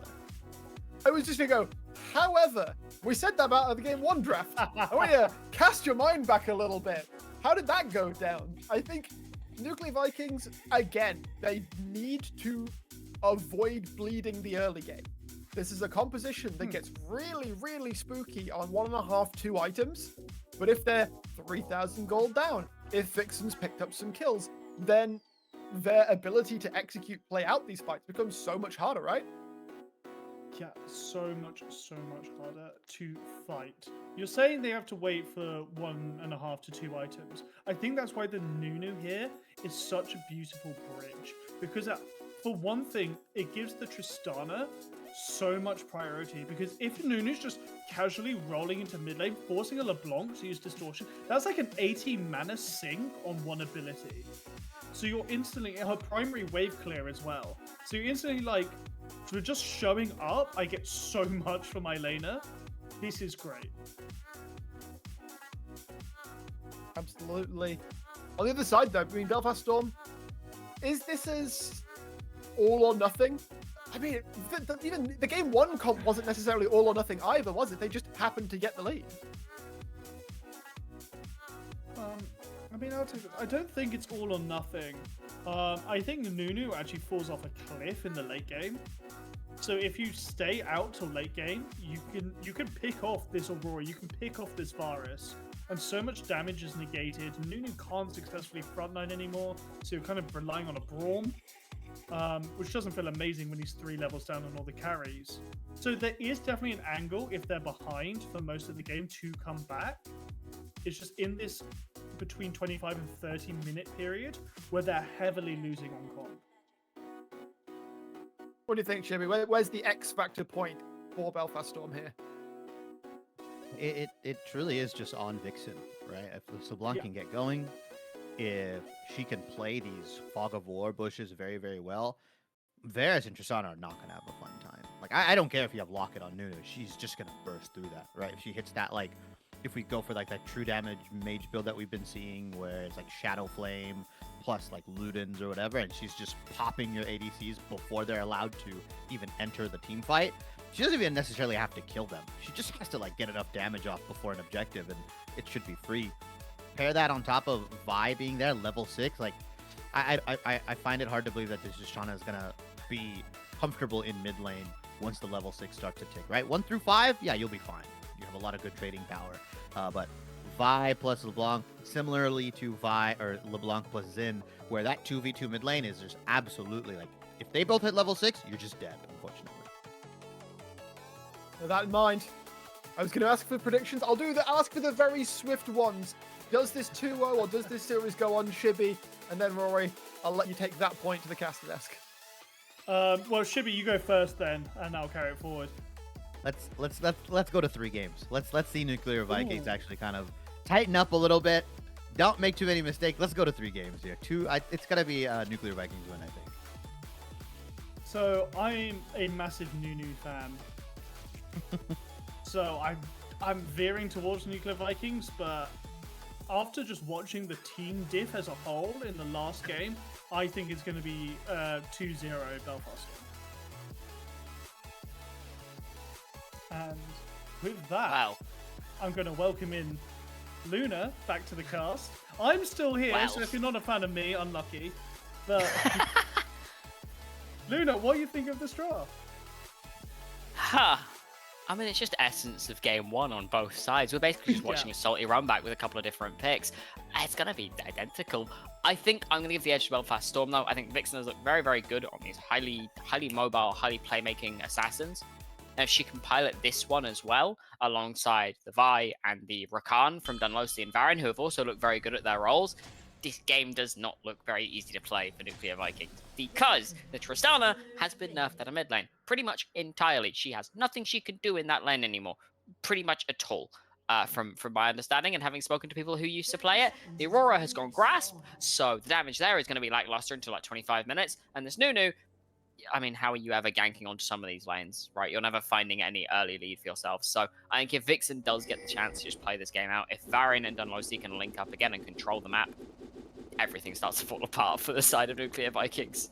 Yeah, and we saw how active Varyn was on the map last game with the Rel. Now Rakan, arguably more mobile around the map. I'm expecting him to be making some visits to mid lane, unfortunately to a Kranos, to bring that news. But you made the point about Nunu. I honestly think if Fruity Carrot goes for a bit of a selfless path and just keeps abusing that water walking, basically, and is just rolling up and down the map, he can actually get quite a lot done. Maybe not on the Cassante, but Kaiser and Rakan are relatively short range with not many getaways. One of them has to tank the largest snowball ever. You can kind of get away with that as a Rakan, though, right? Because you're very squishy, or you're very slippery. Yeah, You've got Grand There's a Entrance, Braum you've on got top of Battle it. Dance. As long as your Kaisers run away with Supercharge, you're kind of fine. It's a fair point, as we're seeing topside starts for both junglers here. So a bit faster of a clear for the Nunu, especially once he hits level 3 and he's able to move around the map so effectively with his W. I am expecting then just a level 4 roll down bot lane, try and force out any summoners. As we're seeing in the top lane, yeah, Shush, obvious bullying in. It's a ranged matchup versus Cassante. You're always going to get the push, especially with the twofold hex. Yeah, absolutely. It's incredibly hard to ever not be under your tower against this Aurora champion, which is kind of funny. Although I think I'm yet to see an Aurora really impress me in terms of like how it plays out an entire game. So maybe Ever? Shush will be the first one. Ever or in this UKEL? Because I was going to say, there's some crazy Worlds games where the Aurora gets a 30 CS lead. Yeah, but then the rest of the game she kind of looks invisible. So Yeah, 6 of one, half there's dozen of the other. Yeah, she's a bit of an alt bot past 25 Yeah. minutes in pro play, I suppose. You kind of just use it to lock a team down. You turn it. You're a better version of Jarvan because you could do more people and do more damage. Jarvan Bottle Rabbit. Jarvan Rabbit. He's already tried Dragon. He said this is the Rabbit version. As we're seeing a lot of trading into the bot lane, Brody very much the worst off in that 2v2 there. Gonna immediately have to pop the pot, which isn't great news, as Domnos is actually able to get on Crab earlier than Fruity Carrot. Not what I was expecting, but yet able to walk in. I think just got spotted out by Not Sandwich, but able to take that bot Crab. Fruity Carrot with the information that the Vi is bot side is able to take this top Crab. As, yeah, unexpectedly mid lane is pushing in, but Vi just taking her base now. Unlike last game, no early action so far. I'm kind of fine with that this game. My voice could use a rest.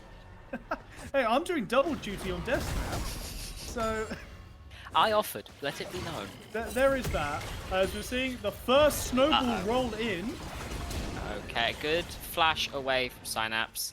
Of course, the Unstoppable going to stop the knockup going down, which does mean not much to be done in that top side. Does force a flash out though, so Shush can abuse that, as can Fruity Carrots, but you are clearing upwards, so it'll be a little while until you can get back. You are forcing the TP back from Synapse as well, based on wave state, but I think Shush likely to TP back and match that as well. Yeah, it's a good heads-up flash there from Synapse, because Fruity Carrot gets the Snowball Barrage off after hitting the W. The Phase Rush is going to guarantee the route there, and Cassandre already used both his Unstoppable and his shield. So yeah, just has to flash to survive that. As after Brody took that unfortunate trade in the 2v2 forced the base to pick up that cull, means he has fallen about 10 CS. Synapse possibly caught here. Oh lordy, Fruity Carrots has said, I don't want my camps. I'm coming straight back for you, Synapse. Able to get away for now. W backwards to get the grass proc. Synapse actually won't be able to get out of this fine. Kronos jumping forwards with that rocket jump. Is able to get the vision down. One more auto will do it. First blood goes across to the Nuclear Vikings mid laner. But I feel like we've been here before. We very much have been here before. As long as we don't now see Synapse counter kill Shush, it won't be a full repeat of last game. As with that priority that Vixen got to move down because the Kranos went top, where the waves were meeting in the middle, able to guarantee Belfast Storm this first dragon on the map, which they'll very much enjoy. Taking dragons away from Nunu feels amazing. It's a Chemtech Drake, so it's not going to have the most value in this game. Not too much healing available on the side. A lot of shielding though. That is fair. A lot of shielding coming out from the Cassandre and the Rakan, as we've done. Lucy's wrapping round here, but matched by Fruity Carrot.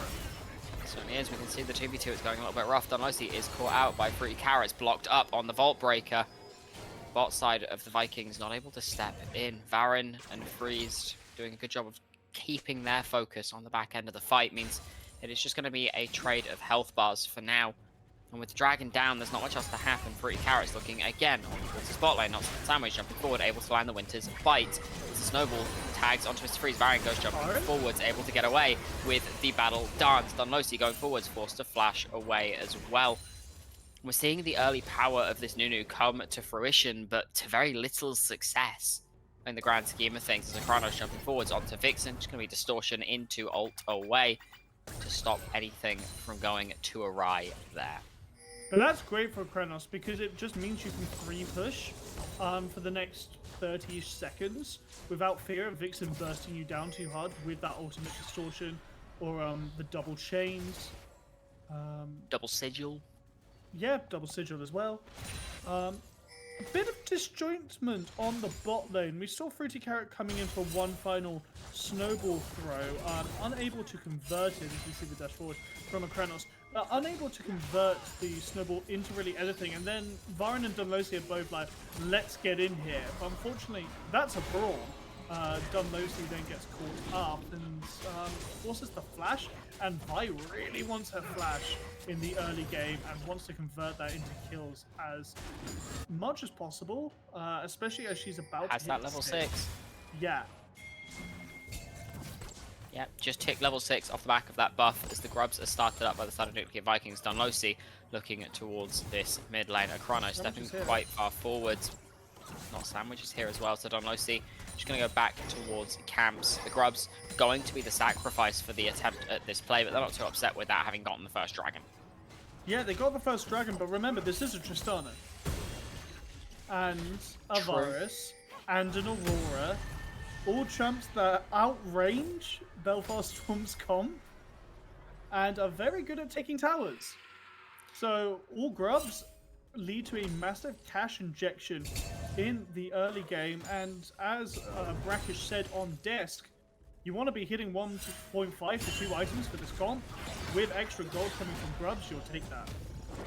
Certainly well, as Synapse able to just tag onto Shush with that W there, the jump back. The Tofo Slam doesn't quite connect, give that Q3 knock-up. See Synapse already struggling to get a leg up over Shush in this lane. This time into that ranged matchup makes it so much harder for the Cassante. Jumping forwards with the Rift Between Realms from Shush into the all-out from Synapse. A good bit of damage going down. The Unstoppable is flashed away from, of course, you cannot change the direction in which that is going anymore. The Twinfold Hex doesn't quite tag onto Synapse. And Which could be a trade of ultimates. I'm wondering if you really do use the Aurora ult there, because the way the wave was positioned, it was stacked to push towards Shush, and Synapse Sprinter was already at half HP. So if you force him to overextend and just wait 1 or 2 more waves, actually, shut up because there's a fight in the bot lane. There's a fight in the bot lane. Baron going forward with that quickness. Brody taking a lot of damage. Dunlosi's here as well. Mr. Freeze able to pick up that kill down there. And a beautiful gank coming through from the jungler of Belfast Storm. Yeah, and Mr. Freeze now on the board, something you love to see. The amount of damage he was pumping out last game was incredible, so seeing him with this early lane lead is very important, especially because in this split we have seen if he gets behind in lane, he rarely makes it back to being on par with his opposing AD carry, so it's really good to see. Now, Fruity Carrot just sweeping in the bot lane. We see that early Kindle Gem being bought, so it's likely to be a more supportive route than that just completing Sunfire. Makes a lot of sense in this matchup. With the amount of dive coming through, you can get the Locket, you can get the Redemption of either of those. Just giving your AD carries far more survival. Yeah, certainly does. We'll see Varen and Not Sandwich just kind of contesting for vision here, doing what they can to make sure they have something going for them as Fruity Carrots is hanging in the wings around this dragon. Stubble comes in, Dunlosi gonna catch Fruity Carrots on vision as Vixen, able to distort away from the oncoming snowball. But this does give Varen the confidence to step forwards towards the enemy Tri-Brush, which is exactly what you want to be able to do when this dragon is coming up. It is a Hex-Tech dragon. And a good bit of chip damage coming down as well means that you need to call Fruity Carrots back. This clear is going to be so offset. The snowball's coming in. We'll see if it tags onto anybody important. Baron going to be the target, able to jump away. And with that, it's hard. I mean, it looks like it's just a lot of resources for nothing. It's a lot, but look at the level discrepancy. Mr. Freeze has 2 levels on Brody, so you're being forced to call Fruity Carrot down just to try and make any play on the bot lane to get a bit of gold into your Varus. Synapse has just solo killed Shush in a 1v2. I don't think the TP Kronos had was come in committed. then. Yeah, teleport has just been committed. I think it was at the back end of that fight there. Akranos trying to scrape some gold off these tower plates, but it's happened again. Synapse has gotten a return solo kill. As we're seeing a fight break down in the bot lane. Brody gonna fall to Mr. Freeze. Sandwich next on the list gonna fall to Vixen. And once again, the carries are finding kills when you don't want them to be found as a Vikings fan. And Dive is in their comp, and that is exactly what they do. Brody put even further behind. Oh, it's level 7 to level 9. It's 3.6k to 5.1 effective gold, including levels. It's gotta be, I don't know, 2.8. Look at with the all the bot lane stats that levels difference. give. It's gonna be absolutely 6 brutal. grubs for 2 dragons, but I don't think it's worth it when your Varus is this far behind. It's a front to back comp, but right now, your back isn't doing any damage. We're seeing actually possibly a play on mid lane here. As Vixen forced to just sort out, but now she gets the damage. And shout out to Silent Sprinter, somehow getting these solo kills. I really like the adaptation to go these swifty boots, able to just run down Shush in this 1v1 and shake off the big slow that comes out of the weirding. Yeah, just very impactful. As we're Oh, seeing sandwich. to stand behind mid out. We're getting a favorable trade here. Synapse in a 1v2 in the top side, meanwhile. The absolute zero comes down, not quite able to knock him out of it. Synapse going to take a lot of damage here, able to dash away, and the dive in the bot lane was called off as well with the arrival of a Kranos. Looks like nothing's going to happen on either side of the map, despite the attempts being made, and Vixen quite happy with the situation, able to crash this wave into mid lane tower. You can see Freeze just being a nuisance in that bottom lane. Bronny able to get the reset off, but Synapse is not done with Shush. The knock-up is dodged away from with that stealth, but not make a huge amount of difference. There's a Kranos in the 1v2 in the bot lane, shifting the bot lane into the mid lane rather. Your Slowly but jungler surely. has taken 6 scrubs for your team, and none of your lanes are winning the push. 2 of your lanes are dying.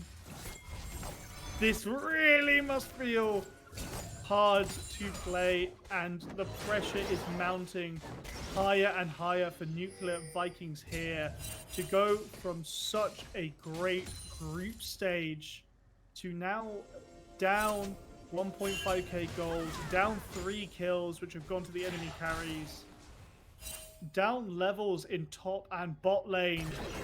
They've got to pull a miracle here to get anything back, as they're definitely on Dragon Talk. Dunlosi overstepping might just be that miracle. It might indeed, as the Glacial Fissure comes down, and Kronos is here. One more hit, pops the concussive blows. Tick, tick, boom goes the Vi. You may have big fists, but you don't have a cannon that's ready to execute you at sub 5% HP. And that's another kill onto Kronos, who honestly needs it right now. Needs to be able to beat out Vixen on this side lane. Needs to be pushing for these towers. A Kronos jumping forwards, looking to miss Freeze, but there goes the quickness. There goes the grand entrance. And while the Buster Shot nearly gets the job done, it's not quite enough. Dragon up in a minute. It is an infernal soul, and I'm sorry, but if you give dragons across to the Vikings, an infernal dragon soul is terrifying as Vixen jumping forwards, looking for something onto the enemy. Not quite gonna find it. Very safe with that distortion, able to jump back out to safety. Top lane's just a bit of a wet noodle fest. Yeah, a bit of a wet noodle fest. Silent Sprinters are able to maintain an even CS lead against the Aurora, which is outstanding, really, if you're coming out of that completely even. We're just seeing deep vision being placed now by Belfast Storm. Might get collapsed here. Brody does not have the Chains of Corruption. That's not used on Losi. Just going to look to get away alongside Varen. One more hit would have stuck Varen in the middle of the right enemy team. It's not where you want to be. And with 15 seconds left on this Dragon, you really don't want to be having to reset either. But with 2 members looking for it here, this Dragon may be done on spawn. Teleport back in from Vixen. There's Varen having to run straight back out of base. There's no vision for the side of the Vikings. They can't really step in here. They are all on wards. They're all on board, something Vixen is very happy about. Dives in there, but oversteps slightly. Flash forward. Jumps back to the distortion, able to get some level of damage down, but the between worlds will lock her under her tower and spell her demise. She got a bit hypey with it there as Synapse is teleported into the fray. Dunlosi able to tag onto Not Sandwich. Synapse looking onto Fruity Carrot, able to cancel away from the biggest snowball ever. Not Sandwich now taking the Vial, the cease and desist. Should mean the support is dead. Fruity Carrot next on. Let's knock up lines from Synapse, and this Cassante may have done not a lot in lane, and a snipe from Freeze sends him on a killing spree, but this Cassante joins the fights and completely stunts the enemy. Vixen diving in where she did not belong. I thought this was possibly the first relief Nuclear Vikings have had all game, may be able to convert that into the Infernal Dragon, but no, the collapse, the Rakan ult was too much to fight against. And Fruity Carrot just getting flashed on by Synapse and soloed, basically. The real question is, did Vixen jump back in intentionally to buy time for the collapse? I don't think that is a wise strategy. It's not, but it's a possibility. It is. If it was a tactic, that's fair enough, but it's still questionable nonetheless. Is the easiest way I can say it without being rude. That is fair. As we can see, Vixen shifting up towards this top side now. Akranos and Shush swapping to allow for this to happen. Vixen forced to drop the Mimic every single time Akranos jumps forward. Yeah, and at this point, Vixen doesn't really care about her ult cooldown. It's like 25 seconds. You can just wait that out. That's completely fine. Mostly because Nuclear Vikings just don't have the snap engage to try and collapse onto her in this flashless, ultless state. So Akranos is just going to bounce waves back and forth. We're seeing now Fruity Carrot rolling in. They might be going for this tower. They do have the 6 grab buff and a Tristana. So that's a little bit of gold back on the table, trying to even out this gold. Free poking out of the Mars. Cleansed away from as Shush goes forwards, but between worlds, Varren looking for something. It's unless he has to flash out from under the tower. The Glacial Fissure doesn't quite land on only Mysteries force flash away. And now Vixen is here trying to find something onto Brody. Can't quite do it. It does find it in the end. Its concussive blows doesn't quite land to lock her up as Fruity Carrot is starting to arrive. The clone, it may tank something up, not quite, but all 3 members are out. And a beautiful catch onto Brody is found. Yeah, instant cleanse coming out from Mr. Freeze. And then I thought with the Aurora coming down, he was done for. But no, able to survive. A clutch flash at the last second maintains his life. And then Vixen, seeing that Akranos is spending time on the top side to take that tower, is able to roam down and then, yeah, just able to stalk forward, get lethal on Brody, and just get out before the Brawn passive procs. Very nicely done. Belfast Storm, they are showing a level of mastery that we saw from them last game. Not quite as big a gold lead this game, though.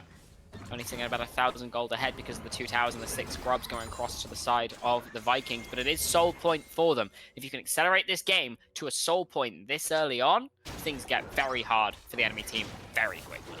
Yeah, a 23-minute soul would be absolutely diabolical, especially with Mr. Freeze firing off these W's. It's going to be, and of course, so the much WQ from Vixen as well. Yeah, of course. It's a dive comp, but it's got so much poke over the top. Yeah. That it's so hard to play against, especially as the unlucky Brody, but that feels bad. Dunlosey. Flying in, Mr. Freeze, caught by Dunlosey. Brody playing so disrespectfully this series, trying to get away with daylight robbery, instead being sent back to the fountain and put behind bars for 20 seconds at a time. As all 5 members converge on this mid lane tier 2 tower. Shush here to try and do something with the weirding. It's not quite enough. Fruity Carrot's now on his way in sandwich, blocking everything up he can with Unbreakable. Between worlds, only tags onto 1, and it's the tank. Synapse tank everything he can, but Varren has found a way onto the backline. He's found 3 with the quickness, 2 with the grand entrance. And while the fight may look like a 1-for-1 for now, it can be fighting forwards. Dunlosey has to go back in, try and find something, but it's not enough. The fighting forwards, it may not have been what we expected, but the Vikings run forwards and continue their crusade in this game. And Synapse, you might have been great in lane, but you're sitting on Kanik, Rook, and Chainmail. And Akranos has just finished Infinity Edge. As we're seeing Fruity Carrot now being a major part of this Baron take, Akranos actually wants to get involved. Going forward onto Vixen, collects that kill. And the extra gold coming through now with the Nunu. It's almost impossible to be able to contest this, but the TVs are coming out anyway. A beautiful engage coming through from Varren once again, but is stunned up, able to get away with an inch of his life as Synapse tanking everything up. Never mind, Fruity Carrots has found the flank, and Freeze can do nothing but watch as his top laner and his support fall to the wayside in the eyes of the Vikings. And for the first time this game, the Vikings have a gold lead Kranos is doing wonders here. 5-0-3, able to pick off Vixen before she could really get into the melee and do some serious damage around this Baron fight. But I feel like it was such an optimistic TP from Synapse Sprinter. Like, are you really expecting to 3v5 in this situation? I don't think so. I think that Tristana's just going to run you, and that's exactly what she did. Yeah, absolutely what happened. This dragon will be the first of the game for the side of the Nuclear Vikings as their Ragnarok is showing strong. They are up about 1,000 gold. They have flipped this game back in their favor. And while there's only one that dragon away from Seoul, we have hit that slump point that the desk had mentioned, Rory. We have hit that point where the Nuclear Vikings team composition is that little bit better. If Belfast Storm can, pardon the pun, weather the storm they're faced with, they might be able to come back. It's going to be difficult though. Yeah, but the storm is slowly increasing faster and faster, turning into a maelstrom as this Tristana gets more and more items. Yes, Brody was put behind early. Yes, he's been caught up a few times, but at the end of the day, Chain of Corruption's a bloody good ability if you've got someone else just to do the damage on top of it. And unfortunately, the dive is just not coming out here from Belfast Storm. They are not able to execute on these succinct plays, and that's really hurting them right now. Yeah, it absolutely is. It's just they can't keep up with what's going on in front of them. They need a little bit more time. If we take a look at the gold lead, 3,000 gold in favor for Akranos. It is only 1,000 above the lead we see in the bot lane for Mr. Freeze. It's a battle of AD carries in this game, but not the players in the AD carry role necessarily. No, absolutely not. We've seen Mr. Freeze this split have some carry roles, and honestly, absolutely run it at times. So we're hoping that in this position, when you have 3 items on Kai'Sa, likely building to that death cap next, how much work can you get done into the Locket that's been bought by Fruity Carrot, into the Braum, who's now Knights Vowed. I assume Knights Vowed are Kranos, to be honest. I'd be surprised if Brody... No, it's Fruity Carrots. Okay. It's kind of what we've been seeing this a bit more recently out of Knight's Vow. You chuck it on someone who's got a little bit less resistances than you do, a little bit less health, but it's still relatively tanky because you can play the fight forwards for longer. Right, okay, makes a lot of sense. But I feel like into a dive comp, you probably want that on your squishy Kranos should never be getting hit, really. I mean, he's jumping forwards of his own accord. If he's jumping into an ability, you're kind of screwed anyway. Well, you say that, but we've seen him jump forward a few times this game and completely dumps Vixen around that Baron fight in particular. As now, Dunlosi is able to take a lot of gold out of the jungle on the top side for now. The tower taking power of the Tristana and the 6 grubs are paying their dividend. Even more static gold that's just been sitting there all game. The final tier 1 of Belfast Storm falling, but Belfast Storm able to convert this. Oh, we're rolling Varen's court right now. He is, as Dunlosi takes the biggest snowball ever to the face, has to flash away. TP in from Vixen, or Synapse and Vixen. You don't want to be this deep, friend. As the distortion is up and available, will be used to get away, and Fruity Carrots is blown up in the meantime. And now we see the cease and desist straight onto the face of Shush. Charmed up is Sandwich. It's a double kill for Mr. Freeze. And we said, what can you do as Dunlosi falls? Freeze falls. What can you do? Not enough in the eyes of Akranos. That was such a back and forth fight, because I was sure Vixen was dead on arrival, but Brody not able to get the timing on the Chains of Corruption means she can get out. But then Mr. Freeze, after they gain the advantage in the team fight, tries to flash forward to get the last hit on Not Sandwich. Completely out of range for that auto, and Akranos picks up just another kill. And I tell you what, if this Tristana was hard to kill before, she's now got a Bloodthirster. How are you ever knocking her down? Mr. Freeze is just playing the carry role, but those slight over-ambitions give away a massive shutdown. Certainly do, and of course Dunlosi bopped away by the Buster shot right at the end of that fight to secure his fate as well. Really struggling Vixen, she's not found a way into these fights meaningfully as yet. She's teleporting in, but she's forced to use Flash and double distortion just to buy enough space to play. Never mind, no, she didn't. Ignore me, I'm talking out my backside, apparently. Did have to use double distortion to get away, though, which is not really what you want to have to be doing as this LeBlanc. You want to be finding these flanks. You want to be finding these angles onto a Kronos, onto Brody, able to just blow them up before they get a chance to react. Dragon up in sub 10 seconds, a TP in from a Kronos. We can see another big team fight here. The Tariti Carrots goes rolling down the mid lane. Dunlosi, Vixen, they're on a flank. Potentially found onto a Kronos. Only tagged onto Baron. This snowball as Synapse is here as well. Dunlosi goes flying forward. Sandwich tanking up a lot of damage. Vixen found forwards onto a Kronos. Flashes out of the between worlds from Shush. Synapse, the only one left so far forwards. Able to all out onto Brody. Forces the flash away. A Kronos now looking. Blast will take him to safety. Snowball doesn't go anywhere. All members have been pulled away from the Baron pit. And now River Control goes entirely into the favor of the Storm. Play towards the mid tier 2, trade soul for a tier 2. It's not ideal. We can see them looking to go back down into the river, but this dragon is being turned and burned. Free carrots blocked out by Varen. It is a Nunu. You can't really outsmart Nunu. Grand Entrance does something. Dunlosi looking for something, anything. The Absolute Zero goes down. Mr. Freeze has been popped. Varen's the only one left in the pit with the Nunu. This dragon is secured, and suddenly 3 members are dead from the side. 4 members are dead. 5 members are dead in a clean ace and a pentakill for a Kronos. And oh boy, Belfast Storm trying to burst down that dragon, but even your 3-item Kaiser cannot delete it fast enough for the Nuclear Vikings to go nuclear on you. A Kronos just skirting round this fight. Jump, jump, jump. Navori quickblades completed. What cooldowns? They don't exist.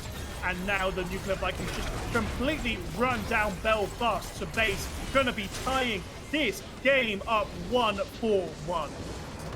A beautifully played fight off the back of a pull away by a Kronos, finding himself the pentakill, not even caring that the dragon is going down. My eyes were in the wrong place, apparently. Absolute masterclass coming out of this mid laner to show just exactly what is needed to come up against the opponent. 31,000 damage, barely above what the Kaiser does, but it's done so damn effectively. Nuclear Vikings, they saw game 1, they said, we'll raise you 1, we'll give you a pentakill. And that's exactly what they did. We're going to throw to a very quick break just to give ourselves a bit of rest. Rory, especially, having just done the double shift of desk into Cass. Don't go anywhere, though, because you don't want to miss how this best of 3 ends very shortly.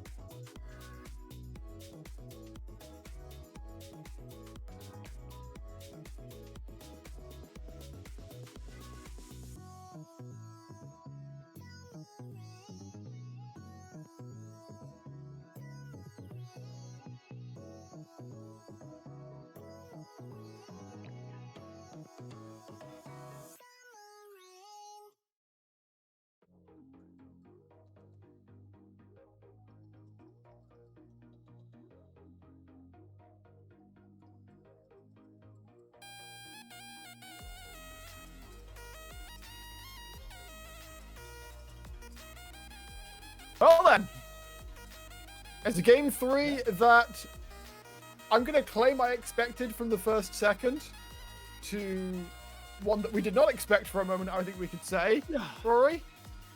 But, well, That's yeah, it. I don't know, we went to the Book of Genesis because that was the Garden of Eden. Wow. Trist looks to do pretty good into LeBlanc. So yeah, apparently, so I love this.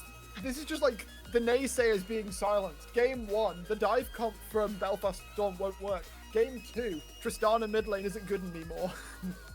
Like, what stigmas can we break? I What said it more was can we fine. break?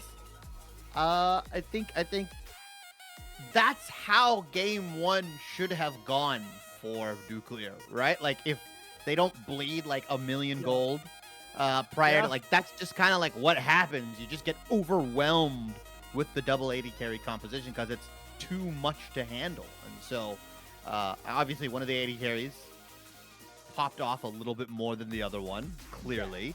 One of the AD carries got a lot more attention, to be fair. Yeah, that's true. That is true. And that's the issue, right? That's the issue that Belfast faced when you're facing against these kind of hyper-scaling AD carry threats. Is that even if you bring one down, as long as the other one comes out A-okay, you're still going to get ripped to shreds. And that's kind of just what happened here. This is the match that I think we expected to see. This is the level of closeness. Because I think the game was relatively close up until like the Tristana started to get kind of out of hand. Yeah, and if we look at the series, how it's gone thus far, is game 1, it felt like Nuclear Vikings weren't entirely prepared for the sheer aggression Belfast Storm were going to show. They were a little bit overwhelmed, and by the time they found their footing again, they were too far behind to make anything happen about it. Game 2, they were thoroughly whelmed, Shibby. Yeah. I think, yeah. I mean, Rory, was this the expectation? Was this the level of hard to carry you're expecting out of this Tristana, or were the exaggerations of the Trist mid's death? Was that an over assumption? Well, I thought Eden was going to need a lot of help from Fruity Carrot to make it successfully through the lane. That didn't actually come to fruition. I think Fruity Carrot spent most of his time in the bot side, trying to help out this virus who had been pushed really to the brink. He was 2 levels down at one point, which is frankly how he came back from that is shocking. But yeah, Kranos able to pick up that early kill because Sign Up Sprinter decided to proxy the wave when there was a NUC nearby. After not having flash, which was questionable at best. And then, yeah, them deciding to give the kill to the Tristana really heads up play, gave her the edge in the 1v1 from that point on, and she was able just to claim bounty over bounty over bounty. As we get into the draft again, and what I'm wondering is if Nuclear Vikings actually ban out the Kai'Sa, because we've seen 2 very good performances from Mr. Freezed on it.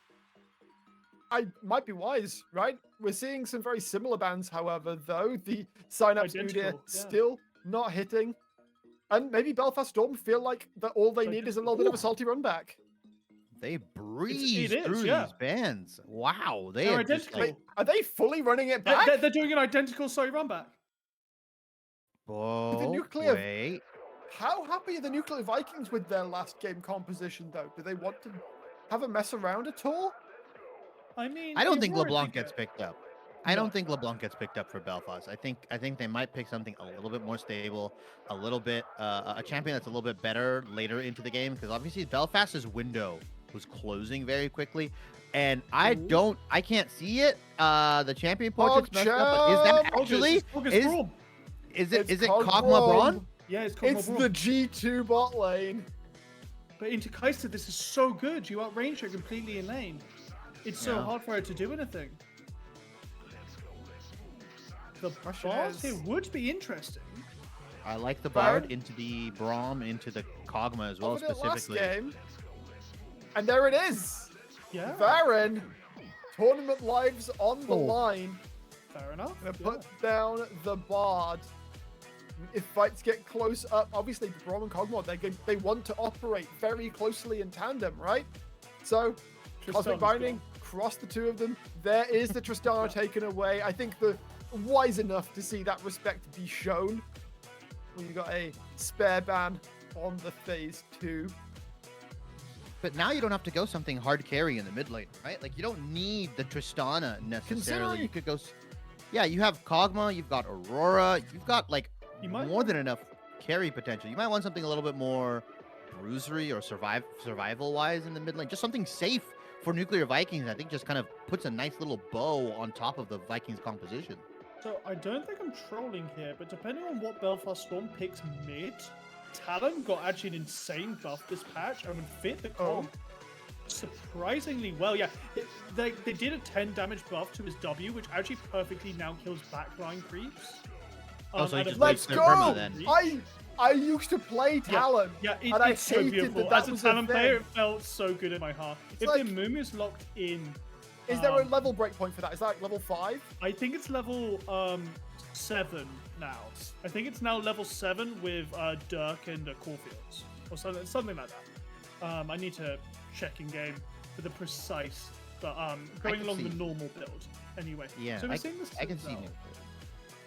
Yeah, I can see Nuclear Vikings going Orianna as well, just to like I mean, kind of It throw means that onto the Aurora's Kog'Maw. it would. If it gets locked, it would. Although the Shungle is still a thing. Shungle. You can go Shungle. Are we seeing Shungle with the Kog'Maw? So that's this kind of thing. Are we going for the game where like Akranos got the pentakill, and now That's it's not just me. like, okay, cool. Now we go full protect the pup comp. I don't love action. I don't here. think that Akshan is gonna get locked in, right? No way. 9 to Sin Zhao, that is not a fun time. Yeah. Yone, I do like. There we go. Yone, I do. There we go. Yeah, that's exactly what they needed for their mid lane. They don't have to get super fancy. A champion that is very good throughout pretty much every stage of the game. Stride Breaker into Bork is like a disgusting core. Shungle, I love that. Right, you can just throw that in there. Build Redemption, do that crazy wacky build, the Bammies into Redemption. Wait. And then is that a Cassio's Cassiopeia? locked. That's nice. That is a locked nice. Cassio. Final lock-in. Vixen. Flexing her muscles a little bit. Going that to good the hit? Cassio. Like, I'm just thinking about how a team fight goes. Your Kog'Maw outranges your Cassiopeia. How's the Yone matchup? I think that's It's slightly Cassio favored, but frankly, Yone can outplay it. It's basically a hand stiff when it comes down to Cassio in most matchups. But like, I don't know how Cassio Kai'Sa are gonna deal when the Aurora drops an ult on them. Like, are you not just completely caught out in that circumstance? Yeah, and Kog'Maw's like hitting you with W from outside the Aurora sphere, so like you can't even. Kog'Maw's never gonna be in like kill threat, right? Unless Kai'Sa Xin are the only real threats to this Kog'Maw, because Shen's gonna be throwing a shield down. Braum is most likely just gonna be sitting on Kog'Maw here. Like the range damage is not gonna work, and Aurora Yone can just tandem together onto your backline. It's rough. I like, again, Nuclear Vikings coming out with some interesting picks, throwing it all on the line with the Shen jungle. But the Kog'Maw Braum, again, a composition that requires Nuclear Vikings to not make mistakes in the early game. If Belfast can push the pedal to the metal once again, like they did in game 1, I mean, like, I'm not afraid of an 0-3 Kog'Maw, unfortunately. Like, that's not going to really do anything. So, I will say this. Allow that, though. I will say Shen has to protect dives here, like, really, really well. But he's Shen jungle, so he's, like, never really in combat to have a fear of casting ult. You know, unless he's, like, mid-taking Herald or something, and he goes, actually, this is more valuable. The issue with Shen top lane is sometimes you just happen to be fighting in lane, and then your bot lane decides to run it, and you're like, well, I can't ult, because I'll immediately get crowd controlled and die myself. But when it's in the jungle, it works completely well. What I still will say is, Kog'Maw, not the most mobile champ in the world, so if a teamfight breaks out and Bard just drops the Tempered Fate on him, it's a massive teamfight swing, and then your Yone and your Aurora are just like there as prime targets for Cassium and Xin Zhao to jump onto. This is... Yeah. We were talking about the pedal to the metal, and I did somewhat shout over Shimmy to say it, but is this the sort of composition that can go as fast as we saw in game 1? Because Cassiopeia, you think of that champion, and you think hard scaling wins the game once she reaches a certain point. So the issues for Cassio is that Rod of Ages got a pretty significant nerf, where the health that you get per stack is halved. So that's going to really hurt her, especially in this Yone matchup. But I think she actually has the damage early to facilitate a lot of Xin Zhao ganks, as long as she maintains her mana pool. If she's just using a ton of mana to keep wave parity, then you're in a lot of difficulty, and then river fights are basically unwinnable for Belfast. Yeah, I mean, typically the 2v2s both in the solo lanes should favor Belfast. Like, Cassante's in, have more than enough CC setup. Like, if Aurora is extended, a little overextended, it's over. Even if Shen is there, like, just the amount of sheer damage that these guys can bring out. Same thing like you mentioned, Rory, with the mid lane. As long as Vixen is, like, properly managing the mana, Xin Zhao and Cassiopeia should just win out on every single Shen. Like top side should be theirs, grubs should be theirs, all that kind of stuff. The real question is, what objectives does Nuclear Vikings play? Because this Braum Kog'Maw, you know, as long if Bard Kai'Sa are like landing all their Qs, hitting their abilities, right? If this Bard is executing in lane the way it's supposed to, because the Braum should be sitting on top of the Kog'Maw to block a lot of the Kai'Sa damage, I find it really tough for this Shen to have any sort of priority in any of these lanes. Like, how is he gonna, you know, play towards this bot side? How is he gonna play towards mid? Like, really, he has to hope that this Aurora is just like hammering the Cassante, like it kind of happened in game 2. Like the Aurora was doing fantastic in lane, but it was just more of like a, how do we execute and how do we kind of play these team fights out? Now it's a little bit different of a story, right? Your Aurora, Yone, your Kog'Maw's firing from the backline. It's not as simple as like Varus, Tristana, Aurora, right? It's much more. It requires a lot more coordination, I think. There's finesse to it. Yeah. Well, we are moments away from getting on in, so I'm going to do exactly what I did last time around. Shibby, who do you prefer? Who takes game number 3? Well, my prediction originally said 2-0 Nuclear Vikings, so I think I have to stick with them. I just love what they're doing with their drafts, right? And how fearless they're playing. You know, we're not doing fearless draft, but the way they're playing, it seems like they've locked themselves out of some champions here, as Kog'Maw and Chungle have been picked up. So I think Nuclear Vikings should take it 2-1. It seems to me that they've tightened up their gameplay. They're not going to make the same mistakes they did in game 1. Yeah, I think they'll take it 2-1 here. I foretold it. We'll find out how it actually goes down. I'm going to claim 2-1 Nuclear Vikings just because I said it at the start of the broadcast and want to sound smart. But Rory, as I send you across to Luna, break down your thoughts. So, hello Luna, back again. Hi. For one more ride into the fray. As we've seen these team comps come together, and frankly, because of the ease of execution, I actually am favoring Belfast Storm this game, you know? I think Dunlosi can get a lot of work done on this Xin Zhao. Yeah, absolutely. I'm going to be honest. The draft's a little bit spicy from both sides. I could see either side taking this. I'm abstain from voting. I don't do that very often, but I'm abstain. I'm just here for some good bloody League of Legends. Oh. No one in the crowd. Yeah, our production's calling Luna a coward. No one in chat wants to hear an I abstain. That's not spicy. You know what is spicy though? A Cassiopeia in the mid lane. You know what is spicy? The Cassiopeia Bard that's been picked by Belfast Storm. You want a spicy prediction? Fine. Belfast Storm are taking this. They're completely upsetting Nuclear Hell Vikings. yes! I said it. Woo! Me who, if asked, would have said, yeah, Nuclear Vikings 2-0 this game. I really want to see Brody have a much better time this game, to be honest. Didn't look great on the virus, to be honest. Ults went hitting, was found out of position, able to be picked off by Dunlosey's Vi a few times in that match. Now, have a Braum next to you, your Cogmore. It's more important than ever that you have to stay with your team and not be caught out. Certainly is. You want your Yone, your Aurora, your Shen to be going forwards, but you yourself, you want to be sitting as far back as you possibly can. And for Kronos' Mastery of Champions, I think to go by last game, this should be a very scary Yone, so maybe it won't matter. We will see. Time will tell. However, Cassiopeia is like your main damage dealer after a point in this game. Mr. Freeze does a lot of damage on a 3-4. Depends which build we see. So he's gone for the Kraken Slayer Rage Blade into AP build both games so far. He did a static last game.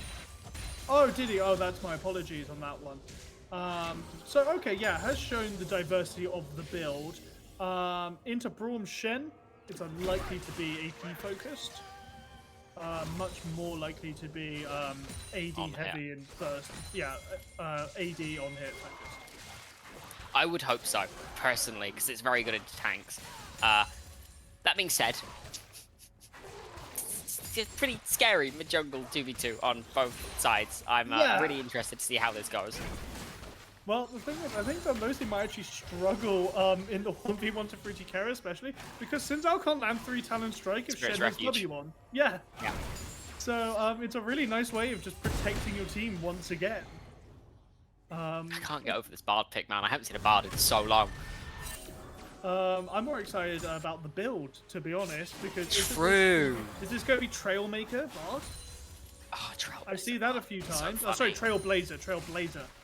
It would be so funny, but it could just be the Locket, or it could be the Lich Bane. It could be, you know, a full damage Bard. Yeah, it could be anything. It could be a gank at level 3. Ooh, Wind becomes lightning, not quite tagging onto Brody. Still gonna get jump forwards. Cosmic Binding foot goes straight into the face of the Unbreakable. Not Sandwich taking a lot of damage. Stun goes down onto Dunlosey. Fruity Carrots is here, but with no real way in. Caretaker Shrine, more speed. Dunlosey to safety is now Freeze. Has to flash away from the Taunt, but Varen is caught up and knocked down. Strike as First Blood goes across to Brody for the first time this series. And I can confidently say, Belfast Storm, that is the worst possible person to give First Blood to. I am more scared of a First Blood Cogmore than I am a First Blood Yone, to be honest. Welcome back, Lethal Tempo. Yeah. We've missed you. Got buffed this patch for melees as well, fun fact. It did, and even still, Arachnos still won the Fleet Footwork. Into Cassiopeia, can you blame him? Not really. As we see Brody now hits the base, immediately picks up those Berserker Greaves. It's going to be an insane spacer on a Kai'Sa, those short ranges especially. Yeah, this is now officially a kill lane. With Braum Cogmore, Navi so far ahead. I don't know how Varen's really going to be able to leave Mr. Freezed, which is really what you want your Bard to be doing, because this Kai'Sa will just get tower dove. Yep. Every day of the week. As Fruity Carrots moving back towards this bot side again. Potentially looking for this first dragon. It is a mountain dragon. It's the first dragon of this game today. You can see Kronos shifting down as well. Varen being pushed over back into his own jungle as a pause is going to come in. Now we will keep you updated on what is going on with this pause as best we can. For now, you get our lovely faces back. I'm back for a third time. Yo! Wow. I got pre-game Pre-game ×2 and mid-game. Oh, amazing. Let's go. And we've got you at the end of the game as well. Oh, extra Rory today. So we see this big bot lane pressure. Synapse deciding to not hit his top camps off the reset. So Gromp was up, but deciding to sack that in favor of just putting a bit more protection into the spotlight. Now Shen did get some buffs to his Q where he does a lot more monster damage. So you see them pathing towards this dragon right now. I wouldn't be surprised if they just started up. Kog'Maw has the W, which does percent max HP damage. They can just level 4 this. Yeah, they certainly can. And they've got a Kronos has pressure in that mid lane as well. More than happy to shift down towards these early stages. They've just pushed Varen back into his own jungle. I'm pretty sure Don Losi was up on the top side as well. There's nothing really stopping you from taking this early on. And if you can secure this early on, suddenly it gets even harder to kill this Kog'Maw because there's a mountain dragon buffing him up. Yeah, and what's even worse for Belfast Storm is none of their team, maybe the Kaiser, can really build Serpent's Fang. So how are you going to cut through this Shen Braum combo? Because Braum's buying Locket, let's be honest. So Well, that Shen might do it instead, actually. Oh yeah, Shen might build Locket, but so Shen ult, let's say level 11 Shen ult is doing between about 300 and 600 shielding. It's disgustingly large, and then the Locket on top's doing about 200. So how is Brody ever going to die? With a bit of luck, he won't. But anything is possible with a petrifying gaze and a wind becomes lightning. That is very true. Yeah, Dunlosi really going to have to put in the work in these team fights, soaking up a lot of this damage from the Kog'Maw. Because well, he doesn't really negate anything Yone does, so he's got to just dive onto the Cog, try and survive for as long as possible, and at least try and CC the Kog'Maw and get his team in there. Yeah, absolutely. And I will just double check with production. Have we any word on what has caused the pause? Oh, we should be back soonish, it seems. Hopefully. Yeah, production are giving us word now that we should be back soon. Not sure what the error is, but if we find out, we will keep you informed. As Luna, this mid lane matchup, now that time is hitting 6, Fruity Carrot doesn't have flash. So are you expecting any major commotion in the mid lane, or are you just thinking it's a handshake as they farm Not up? until this Shen hits 6, I wouldn't have thought. Hmm. Still sitting at that level 4 point. Kronos can't really look to dive onto Vixen until that Shen ult is there and ready to be used to protect.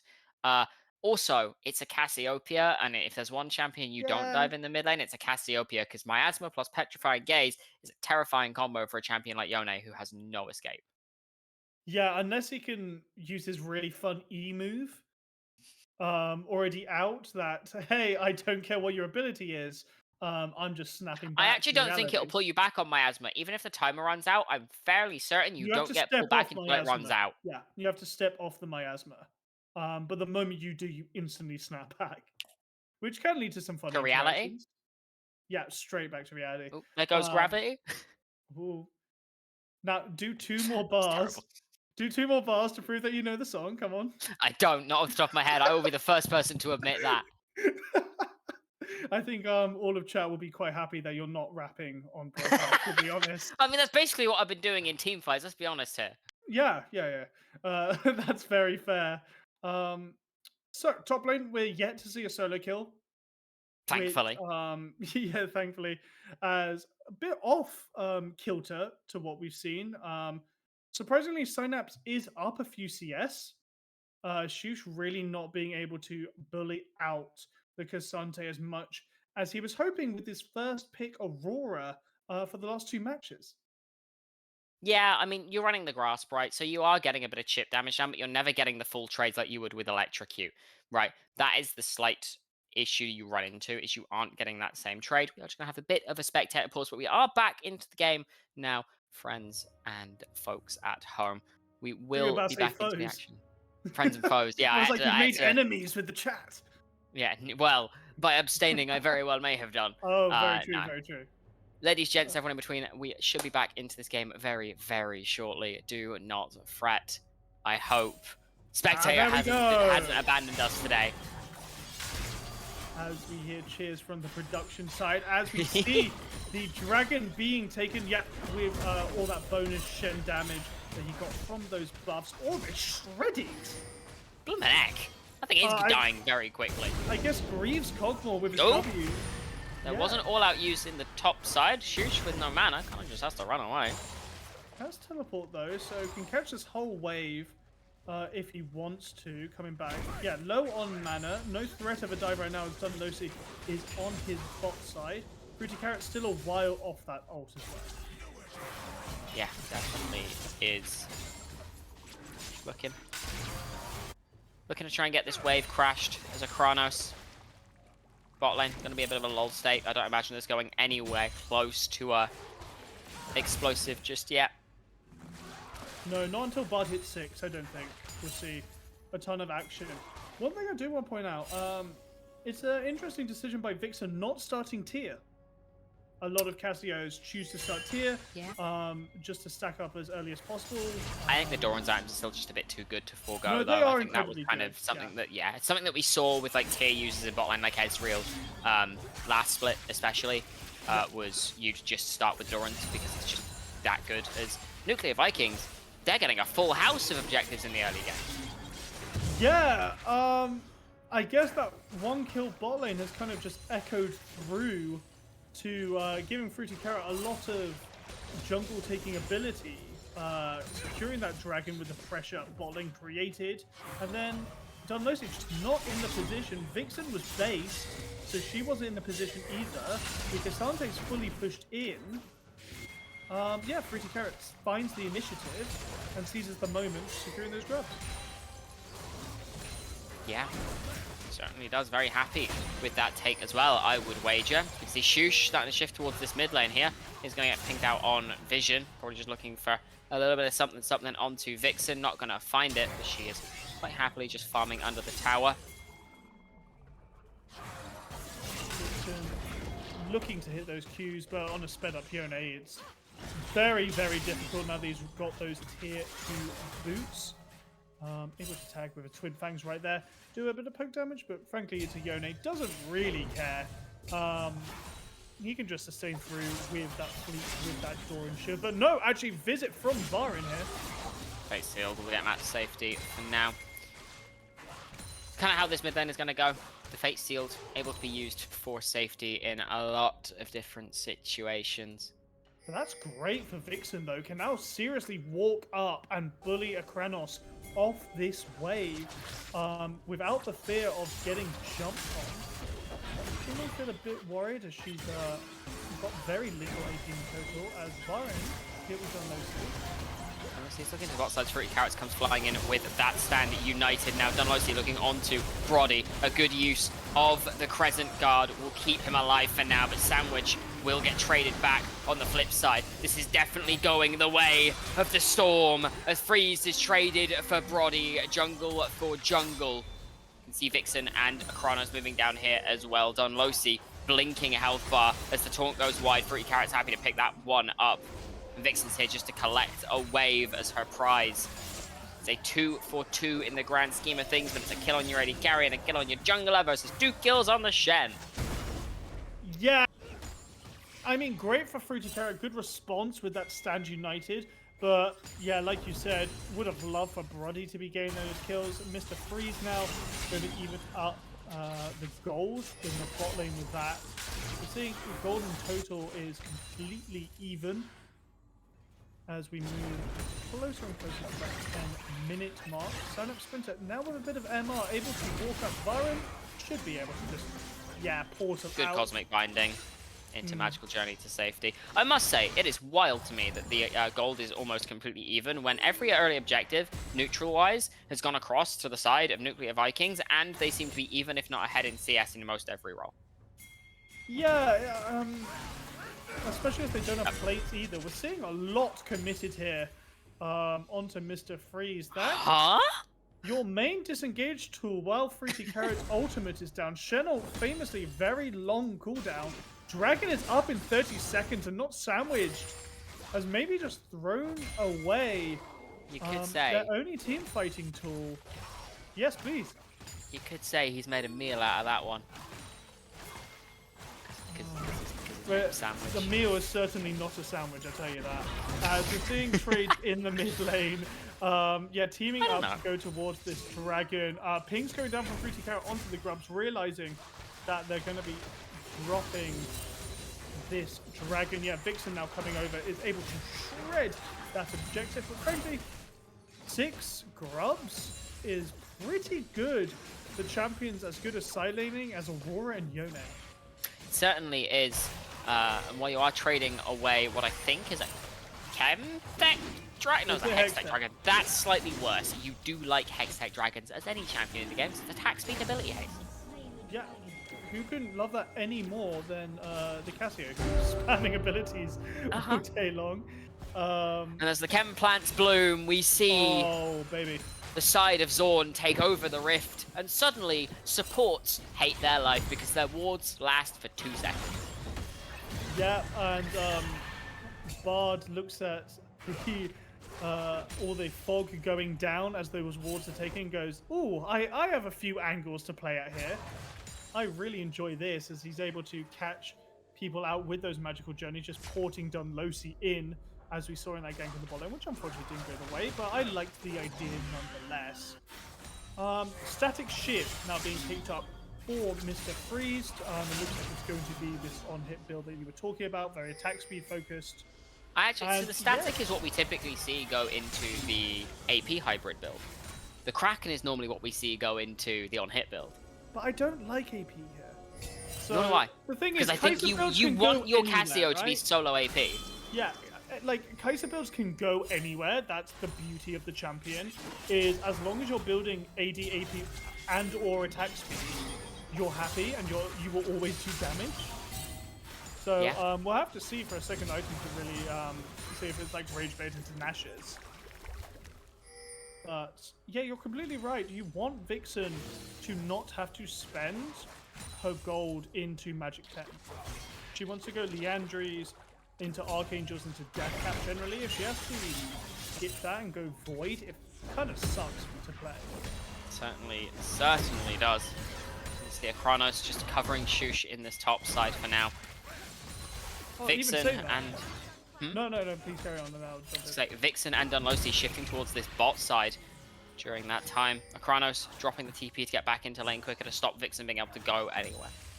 Yeah, I was going to say, I completely forgot about Rylai's on the Casio build. So, like, then you're delaying Deathcap to 5th item, which really feels bad. Certainly does. As we can see, Fruity Carrot's potentially looking for something on this middle lane. Dunlosi sneaking his way into the bot side. Looking for a lane gank here as this wave crashes. There's no vision. Hasn't been caught walking in. But if this wave comes out, things get very dangerous very quickly. Chronos is starting to shift down, as we can see. Potentially a little bit of bravery come in for the Nuclear Vikings bot lane. Stanchion United is available. So if they make a snap play. Shush is hard pushing. Dunlosi spending a lot of time in this bot lane, waiting for Brody to walk up alone, but Brody has double summoners. Dunlosi maybe but no, staying there even longer. And Synapse goes all out. Fruity Carrots is here as the Between Worlds comes down. The All Out has already been used, and that means that Synapse going incredibly low, incredibly quickly. The Fate Seal just to secure the safety of the top laner. And the kill will go across to Chronos as he gets his way onto the board with his first kill of the game. Chronos at this breakpoint able to bully Vixen. Dunlosi's still here! He's still here! And Mr. Freeze with that sack shift is... When becomes lightning goes wide, the audacious charge onto Not Sandwich, has to walk away. That was a lot of time wasted for the side of the Belfast Storm jungler. As Chronos now aggressing onto Vixen. Gonna jump back with the Soul Unbound as Fruity Carrots is now in the area. Does not have that Stand United anymore though. Yeah, crucially, Dunlosi just spent what was that, 50-second timer, maybe longer, on getting out the Stand United. Which, Fate. Able just to sidestep that, not going to be forced to flash or anything like that. As we're seeing the Bardock come down 1 minute before Dragon, quite an impactful team by ult. Baron caught out by the Glacial Fissure. One more hit on the concussive blows. His magical journey will take him to safety. We're seeing a trade of ultimates from the supports. As you say, less than a minute before this Dragon comes up. And with this wave pushing in to Belfast Storm side on the bot end, Fruity Carrot there trying to once again repeat what occurred in game 1 with that upper brush gank. No one's going to get caught out by it right now, it seems, as Varen deciding to go towards the mid lane and take that route instead. This is an entire tower that Nuclear Vikings have picked up just before this dragon, but it's like his body's going to have to back as he's fully out of mana, wants to pick up that Blade of the Ruin King. Belfast Storm, are you able to capitalize at all on getting vision in this pit while those bot laners are weak? Maybe. We shall see. As Varen stepping up towards this pit. Fruity Carrots showing around that mid lane. Dunlosi might have been caught on the wave there. Uncertain. Now, Varen walking around, doesn't have flash anymore, but standing toe-to-toe against Fruity Carrot. Quite confident. Tempest Fate up soon. Vixen with the Leandries. I think she has quite a lot of gold in her bank right now, I have a feeling. Chrono's finding a good way forwards. Fate Sealed not going to be committed just yet as the teleport in. Synapse comes through. Then in goes the Tempered Fate as Dunlosi is caught with not Sandwich. And sandwiched between the team is exactly where he's found himself now. As Shush jumping around the fight with the Between Worlds. Akranos missing. The Fate Sealed across the fight, but Dunlosi will fall. Health bars are blinking. Vixen is low. Shield from Synapse will save from the living artillery for now. It doesn't quite land again, but Shush is on a warpath for this snake. The Weirding able to allow for it as Brody picks up that kill. It's a 2-for-1, and the dragon goes across to the Vikings as they sail their way down the river. Is it me or does it feel wrong that the Nuclear Vikings won that fight? Everything missed. It feels incredibly criminal.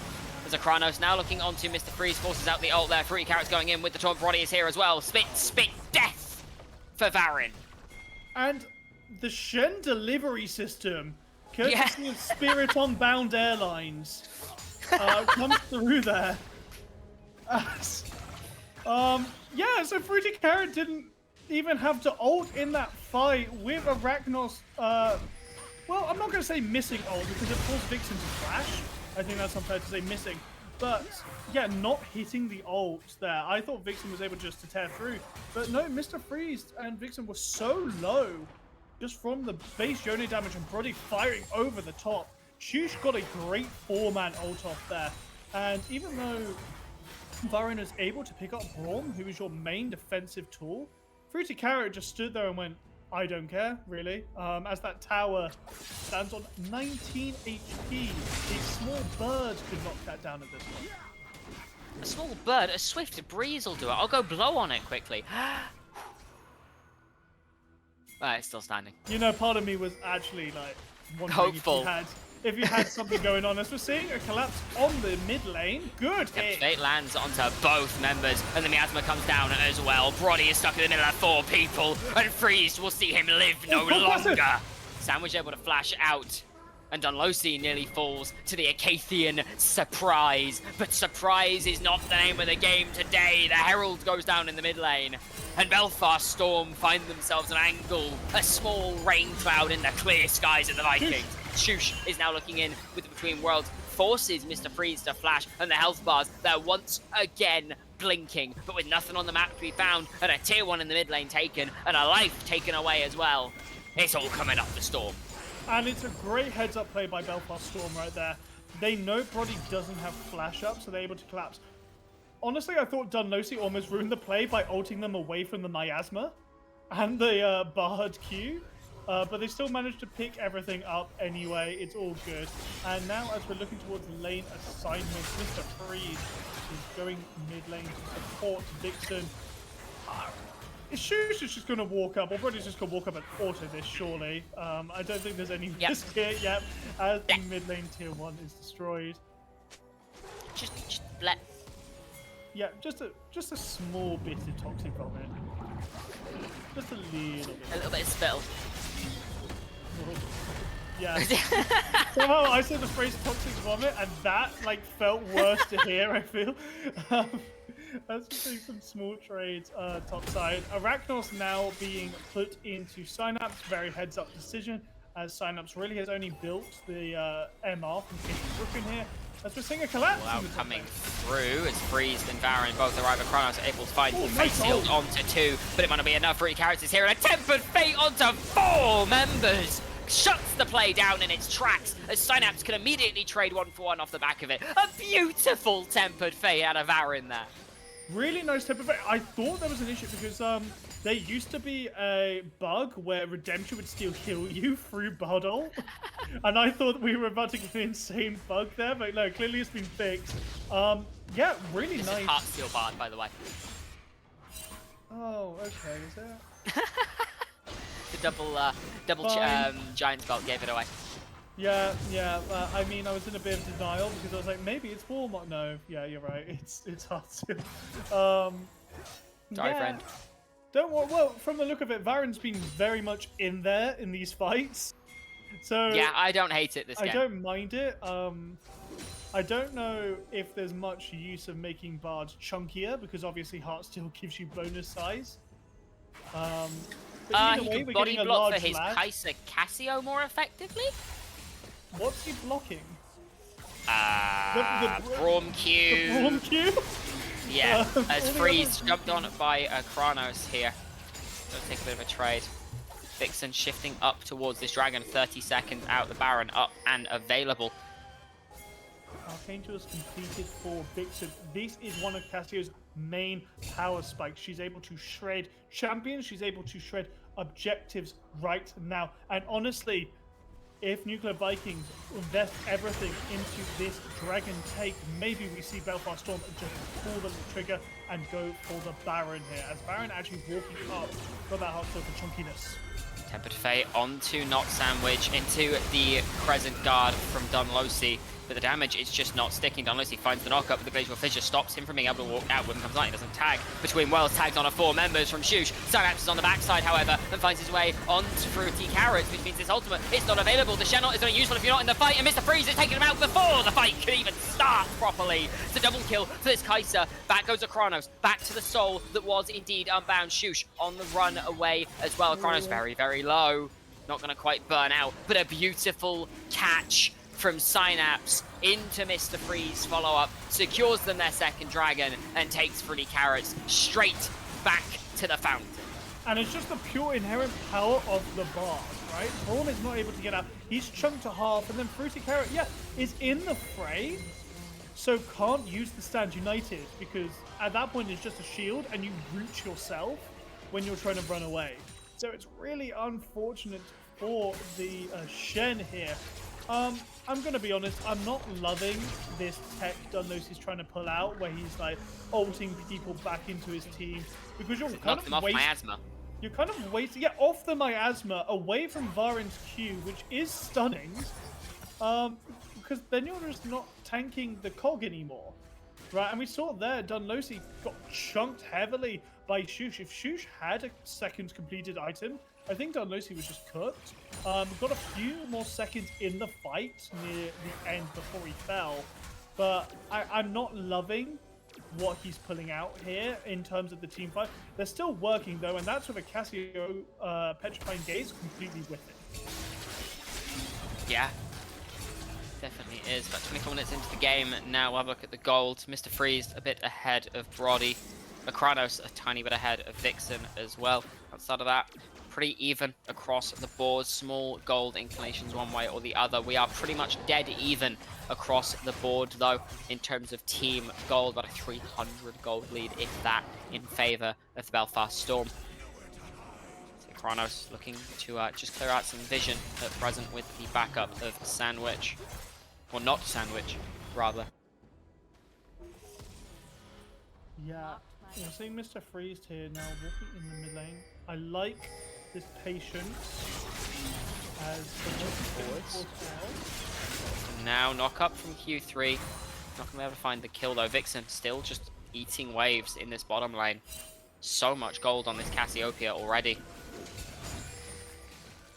Now the dance begins. The Belfast Storm find themselves at a slight advantage on Lucy once again, checking the bush and taking a Winter's Bite to pay for it. as the vision begins to ensue around this Baron pit. If it wasn't for that scuttle crab, it would be a complete blackout for Nuclear Vikings here. It would freeze. Shifting up towards the top side. In fact, it's 4 members strong. The Stand United is popped. The Chronos jumping forward, looking on stands, but the talk goes wide, and everybody's coming through on a magical journey to join up with their team of Chronos going forward with the Soul Unbound. Has to jump back. Sandwich finds the knock-up onto Mr. Freeze, but is able to cut away. Sanam starts jumping forward to play that front line as Fruity Carrots goes forward again, and a Tempered Fate lands on a 3. The Belfast Storm, they can whip the winds under their feet and flutter away back towards their own side of the map. Chronos looking onto Freeze, forces the flash. Fate sealed, sidestepped away from. Chronos still doing a lot of damage. Ultimate used as well. So many resources out of this AD carry, completely blown off the back of one member. Vixen pushing in the bottom wave. Could be now looking onto a collapse. You can see Varen, Dunlosi looking for a way to walk in, but Vixen might be a little too far up. But continue to back away. Mr. Freeze, having completed that Nash's Tooth, now just ahead on Brody on the items. I see that Megatron cloak. I'm not sure if that's going to be one of those new buffed Wits Ends that I've been seeing picked up, or maybe it's a Jack show. It's unlikely, but sometimes you see that as a third item, because sometimes just don't compromise enough damage with just 2 items. It's just normally we see a Terminus thrown in there as well, just to get the pen in. Yeah, Bo here is suggesting the Wits End. Yes, like almost definitely like to be a Wit's End. That, or you're just sitting on the null magic until you finish your Terminus, which is also pretty viable. Yeah, completely viable, especially with both the threats for Brody right now, being the Cassio and Mr. Freeze Kaiser, both doing a ton of AP damage. Kranos, having finished that Stride Breaker, we saw how powerful that was in the last fight, forcing the flash and the ult out of Mr. Freeze. And now, as the dragon spawns in 40 seconds, 2-2 for each team. Is one of them going to give it up? Fruity Carrot has his third support item, going to be that Moonstone. I don't think Belfast Storm right now can fight into this comp. No, definitely going to struggle. For Shen, though, doesn't have a huge amount of resistances to his name, given the build that is in front of us. Them? Like, hard to say. He's got his W, and he's got the Locky, he's got the Redemption. Doesn't stop the Cassio from melting through your health bar, though. That is very true. As the Yone is going forward. Sandwich jumping forwards with that stand behind me. He's going to pop the Unbreakable in front of Dunlosi. Is a good Cosmic Binding tags onto Shusha. Fruity Carrot. Synapse has the knockup. Not going to quite find it. Chronos going forwards. Forced onto the Miasma. Glacial Fissure tags onto 2. The Redemption comes down to keep them alive. Just a bit of trading. Just a bit of trading for now at the very least. We can see Nuclear Vikings shifting into the river, looking to start up this dragon. Completely denying the entrance, but the ping's coming down onto the Baron. They're going to play the trade. Fruity Carrots already shifting up. Dunlosi taking a bit of damage from the Baron, and now we can see they've just been pulled back off of it. Chronos soloing out this dragon. If we want to start a fight, now is the time to do it, Belfast Storm. You've not got one member on the opposing team. Ping's still coming down. They're still wanting to do this. They're still wanting to push them away. As Sandwich, stepping too far forward, Unbreakable goes completely wide. Tempered Fate tags onto the double front line. Dunlosi able to get the knockback as well, but Chronos has found a way onto the back line, and Freeze is annihilated in the realm between worlds. Brody now able to open fire. The living artillery doing us so much damage. Vixen too short range to step forward, get the damage down in this fight. Chronos stepping forward once again, but the AD carry has been blown sky high. A beautiful angle from Chronos, having absolutely stellar series. Yeah, Chronos after the back of last game, that pentakill ending something like 14-0, isn't as much of a carry in terms of damage currently, but the zoning he is achieving, forcing Vixen's flash, forcing Mr. Freeze ult before the dragon fight has even begun. He's putting in so much work that Shush and Brody can just come over the top and capitalize off these gains.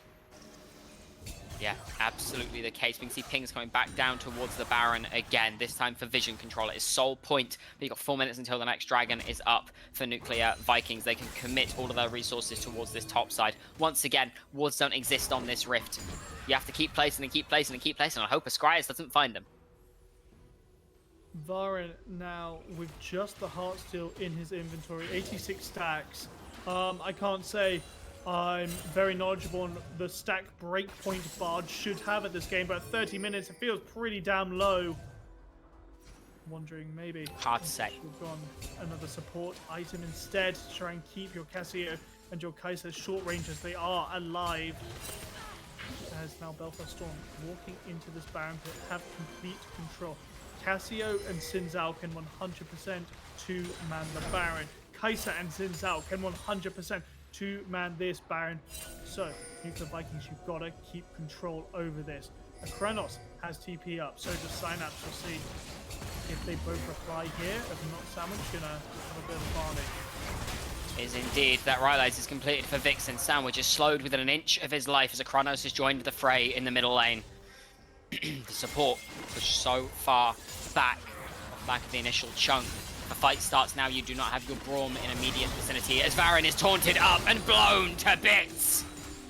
Had flash available, but not quick enough on the trigger. Fruity Carrot, yeah, that taunted to death right there. Synapse Sprinter not committing the TP yet. Maybe they're just making the decision. I'm getting tier 2 tower. Stante doesn't do that too fast. So Kranos go for the ult. Finds that onto only done low C as Freeze now looking for as well. Synapse has committed the TP now. They're being forced backwards. Redemption comes in to keep them all topped off, but they are forced away from the objective. Fruity Carrot's now looking for an angle forwards. Kranos off to the flank, doesn't have the ultimate. He's going to use the Soul Unbound to jump forwards. Is slowed up by the Miasma. I've got to say, I'm a bit surprised that Belfast Storm didn't just decide to finish that objective now. Synapse Sprinter fight to Kranos, but that is a tank Asante with 3 items. She's there, Freeze has gone flying in, but there's no mana left, and there is the Stand United, a shield for 2/3 of your health, says Fruity Carrots, but a beautiful Petra engage lands on a 3 in the Between Worlds. The Tempered Fate tags onto Brody. This Kog'Maw is not allowed to do damage, it's all out into the back of the fight. Vixen will fall on the other side, but Brody is the next one down. It's carry for carry in the occasion. Surprise is not going to take anybody with him. Now Kranos jumping forwards, looking for Freeze, getting a bit of damage down. Still no mana on this Kai'Sa. Sandwich taking so much damage, you don't need mana as an AD carry if you can auto-attack, and that's exactly what Freeze is doing. The flash forward, the Acadian Rain is doing so much damage. Shoosh, Fruity Carrots, both incredibly low. Flash when becomes lightning. It's 4 members dead for 1, and a Kranos is left wondering what he can do, and the answer is nil. And Mr. Freeze in game 2 flashes forward under tower and Incid isn't able to score the kill. Now he's flashing forward, securing 2 kills, securing the Baron. Dragon is up in 40 seconds though. Nuclear Vikings on 3 dragons. Mountain Soul, incredibly valuable into Kai'Sa post. It's Kentex valuable. Sorry? It's Kentex. Oh, sorry. The dragon timer on my screen is baiting me by saying Mountain Dragon. That's been a little iffy for a while. Kentex Soul, also incredibly valuable, you know, but completely ruins my point. But either way, with these Baron lanes pushing in, Vixen has to answer this bot wave. Someone has to answer this top wave, or they're going to lose so much standing gold here. The Kranos trying to fight Synapse Sprinter, but very much unsuccessful, gets caught. Tempered Fate does tag onto a Kranos. Fate Seal is blocked by Synapse Sprinter. He has to jump forward. The Soul Unbound will fall flat on its face. And now you have the man advantage. The Dragon is available. Kranos, this rock for the side of the Nuclear Vikings has suddenly shattered in the hands of Synapse. Beautifully played fight by this top laner. Incredibly well. Synapse Sprinter now enjoying the 3-item Cassante experience, where you just refuse to take damage at this point. I believe is now building towards a Frozen Heart as well, so he's going to be truly unkillable. Yeah, and when you're just a brick wall, it doesn't matter how many cannons are fired against it. You're just holding strong. Yeah, holding strong is exactly what you need to do in this game. The Baron up mid minions pushing in. It is sole point for both teams, so Dragon is falling to the wayside for another 5 minutes. Mid tier 2 going to be felled. Bot tier 2 next in the sights of the Belfast Storm. And if you wanted a close series, if you wanted a close game, well, you've got it. Absolutely. 4K in it. About, now that tower's going down, that's about 3.5K Baron gold swing. as we've seen the Void Staff now completed by Mr. Freeze. Pokes coming out from Alkranos, holding strong into the Baron minion. Top wave though, pushing into Belfast Storm. They're not able to sync up these waves. They're going to base now and pick up some items. Vixen going for possibly a Shadow Flame right now is what that's suggesting to me. Zhonya's. Or a Zhonya's even. Yes, very good pickup. Deciding not to go for the Rabadon's Death Cap form. Which I can respect in this game. You're being jumped on by a lot of different things. As Zhonya's would definitely do a lot of work to keep you alive. Especially if you can finish it before the next big skirmish, or at least the Seeker's Arm Guard. So we can see the entirety of the Storm shifting to the north, shifting to that top lane, looking for that final tier 2. Really put Nuclear Vikings on the back foot. See Akranos just shoving out bot wave, this mid wave. It's already been matched in the middle of the lane. You can see everybody now preparing for an all-out Barney in the top lane. We'll see if that Barney does come to fruition. The waves are starting to crash, and the poke from this Kai'Sa is completely and utterly... The Baron's run out. Okay, Baron's run out. Poke from the Kai'Sa is completely unmatched for the most part. We'll see if this tower goes down. Is not standing in front of his team to absorb all this poke. Brody's getting hit by it. Now he's getting tagged. He's probably going to have to bait. Doesn't have Warmogs or any item like that for some quick sustain. Mr. Freeze on 4 items is just going fishing right now. He's landing them all. So much damage. So much damage. And this top tier 2 should now just fall, because there's no one there to defend it. Nuclear Vikings, the Maelstrom is coming. Can you steadfast against it? They got decent wave clear with the Aurora, with the Cogmore. Belfast Storm likely not able to hard siege any towers. They have quite a short range comp. So what they can do is steal gold away on the map here in form of jungle camps. Next dragon is up in 1 minute 50. A guaranteed soul for whoever takes it. Game hitting the 40-minute mark, and it is just who can execute their team fights better. Seeker's Arm Guard completed for Vixen now, so you're safe in your next fight. The Runan's Hurricane for the Cogmore, if left untouched, will go wild. Wreck house. Yeah, it will wreak havoc across the Storm. Now, Belfast Storm able to get early access into this bot. Jungle drop a lot of wards, but as Varin... Oh no, actually Flash between worlds from Shush. Only tags onto Synapse. The concussive blows gonna get blocked away from with the W. And that is a flash committed from your top laner for no real rewards. Kranos looking onto Baron, finds the knockup, can't find the concussive blows, is forced to go backwards, takes a good chunk, the Tempered Fate doesn't tag onto anybody, but Mr. Freeze still tagging everyone with these Void Seekers. That one tags onto a minion, which puts it on full cooldown on Kranos, using the Soul Unbound with reckless abandon, looking for an angle forward, still has that Fate sealed. Sandwich still at full health. Pretty Carrots has been chunked out a touch, and this dragon up in 30 seconds and full river control in favor of Belfast Storm at present. We can see Nuclear Vikings looking to make their way forwards. The wave now going to go to be matched. Do a little bit of a dance. The dance indeed begins. Shush, having gone this Malignance build after that catch just now, will have the Between Two Worlds up in time for this dragon. The Miasma is just being used. So Kranos looking behind the pit for any hope. Walking in, the dragon begins. Freeze doing a lot of damage, as we can see. All members are around in the area of the pit. Currently, Fruity Carrots, Akranos Redemption is popped. Akranos goes over the wall, but Alosi follows back across the Between Worlds. Tags onto 3 members of Fate Steel, tags on 1 Vixen, drops the Zhonya's and is able to survive for a little while longer. Mr. Freeze on the backside, doing so much work onto Akranos, and Brody's been run out of the fight on the bot side as well.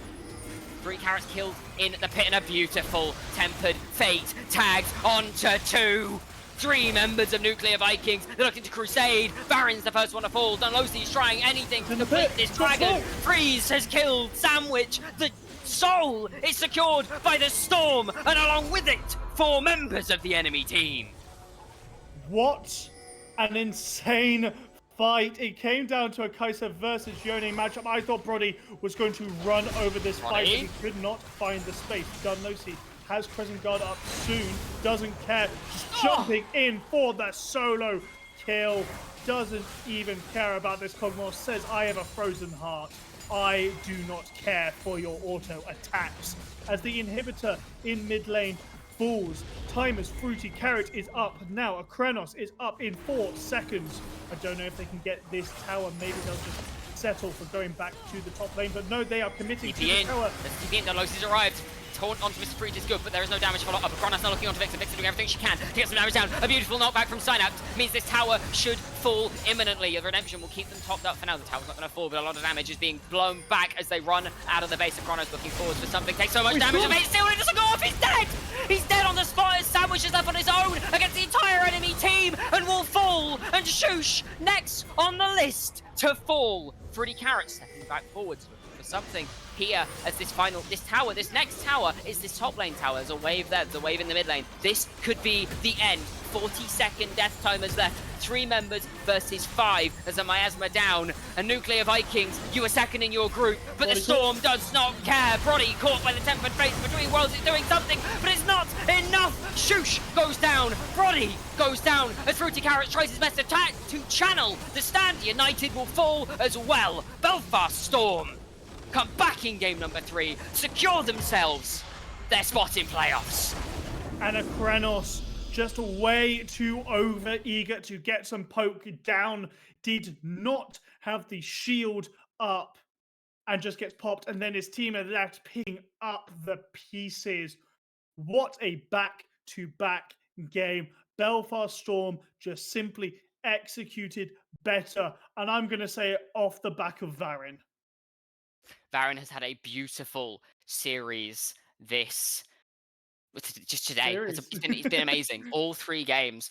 10-2 for Mr. Freeze, by the way, this game. 52,000 damage, sitting miles ahead of the rest of the competition. A beautifully played game by the Storm. They walk away extremely happy with what they have found today. Now, as I say, I think Varin played a very, very good series today. And I think if anybody gets MVP from me, it is indeed Varin. However, I'd like to hear what the desk has to say. I believe I am done for the day. I believe we are going straight back to desk. I believe we are going to break this game down for you, so don't go anywhere. The others will be here. See you, Luna. And hey, everyone else. Hey, Rory, fancy seeing you here. Everyone was wrong. Every single person was wrong today. I predicted the 2-1, but in the wrong direction. And, well, we did not expect this outcome. You said it time and again during that series, Rory. Nuclear Vikings, they looked so strong. They looked like their only kryptonite was ready, but they come up against Belfast Storm and are found wanting. Shibby, do you follow the sort of general consensus that's going around of Varin MVP? I mean, it has to be, right? Yeah. Like, it's. I don't think it's anyone else. I mean, it's interesting because Nuclear Vikings, at one point in the game, they had a 3-0-3 Shen jungle. Yeah. I believe the Kog'Maw was like at 2 or 3 items, was sufficiently fed. Like, they were in winning positions, right? And like in a position with a late game carry champion, and it hasn't hit late game yet, and you can just kind of force on the map, and somehow, some way, well, not somehow, some way, it was Varin. Belfast pull the biggest rabbit out of the hat, and are just like, yeah, like we actually just win these fights. Granted, as well, I think Vixen on the Cassiopeia, she played very, very well in that game individually. I think she performed very admirably on the Cassiopeia, landed what she needed, got some very crucial petrifying gazes onto the right members, right? Specifically stuffing out Akranos there multiple times, and even that last fight where Akranos like seemingly suicided into 4 people. Well, the like shield blow was 3 seconds off from coming off cooldown. I think he just miscalculated slightly. Yeah. I think there might have been a window here and there, but yeah, I mean, just Belfast. I mean, we were all wrong. Yep. Belfast have that dog in them, as they would say. And I'm so glad you point out Vixen, because she had her flashy moments the Kali in game one certainly looked very, very good indeed. And, you know, you look towards, well, Mr. Freezed for perhaps Excellent, D. the really flashy moments in game three. But yes, absolutely, Vixen doing exactly what she needed to do, finding the marks and the petrifying gazes onto the correct targets. And, well, Bye bye status be Vikings. damned.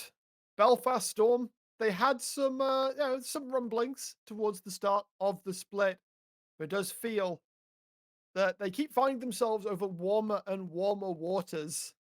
They're picking up strength as they now make their way towards the playoffs as genuine contenders, I think. Yeah.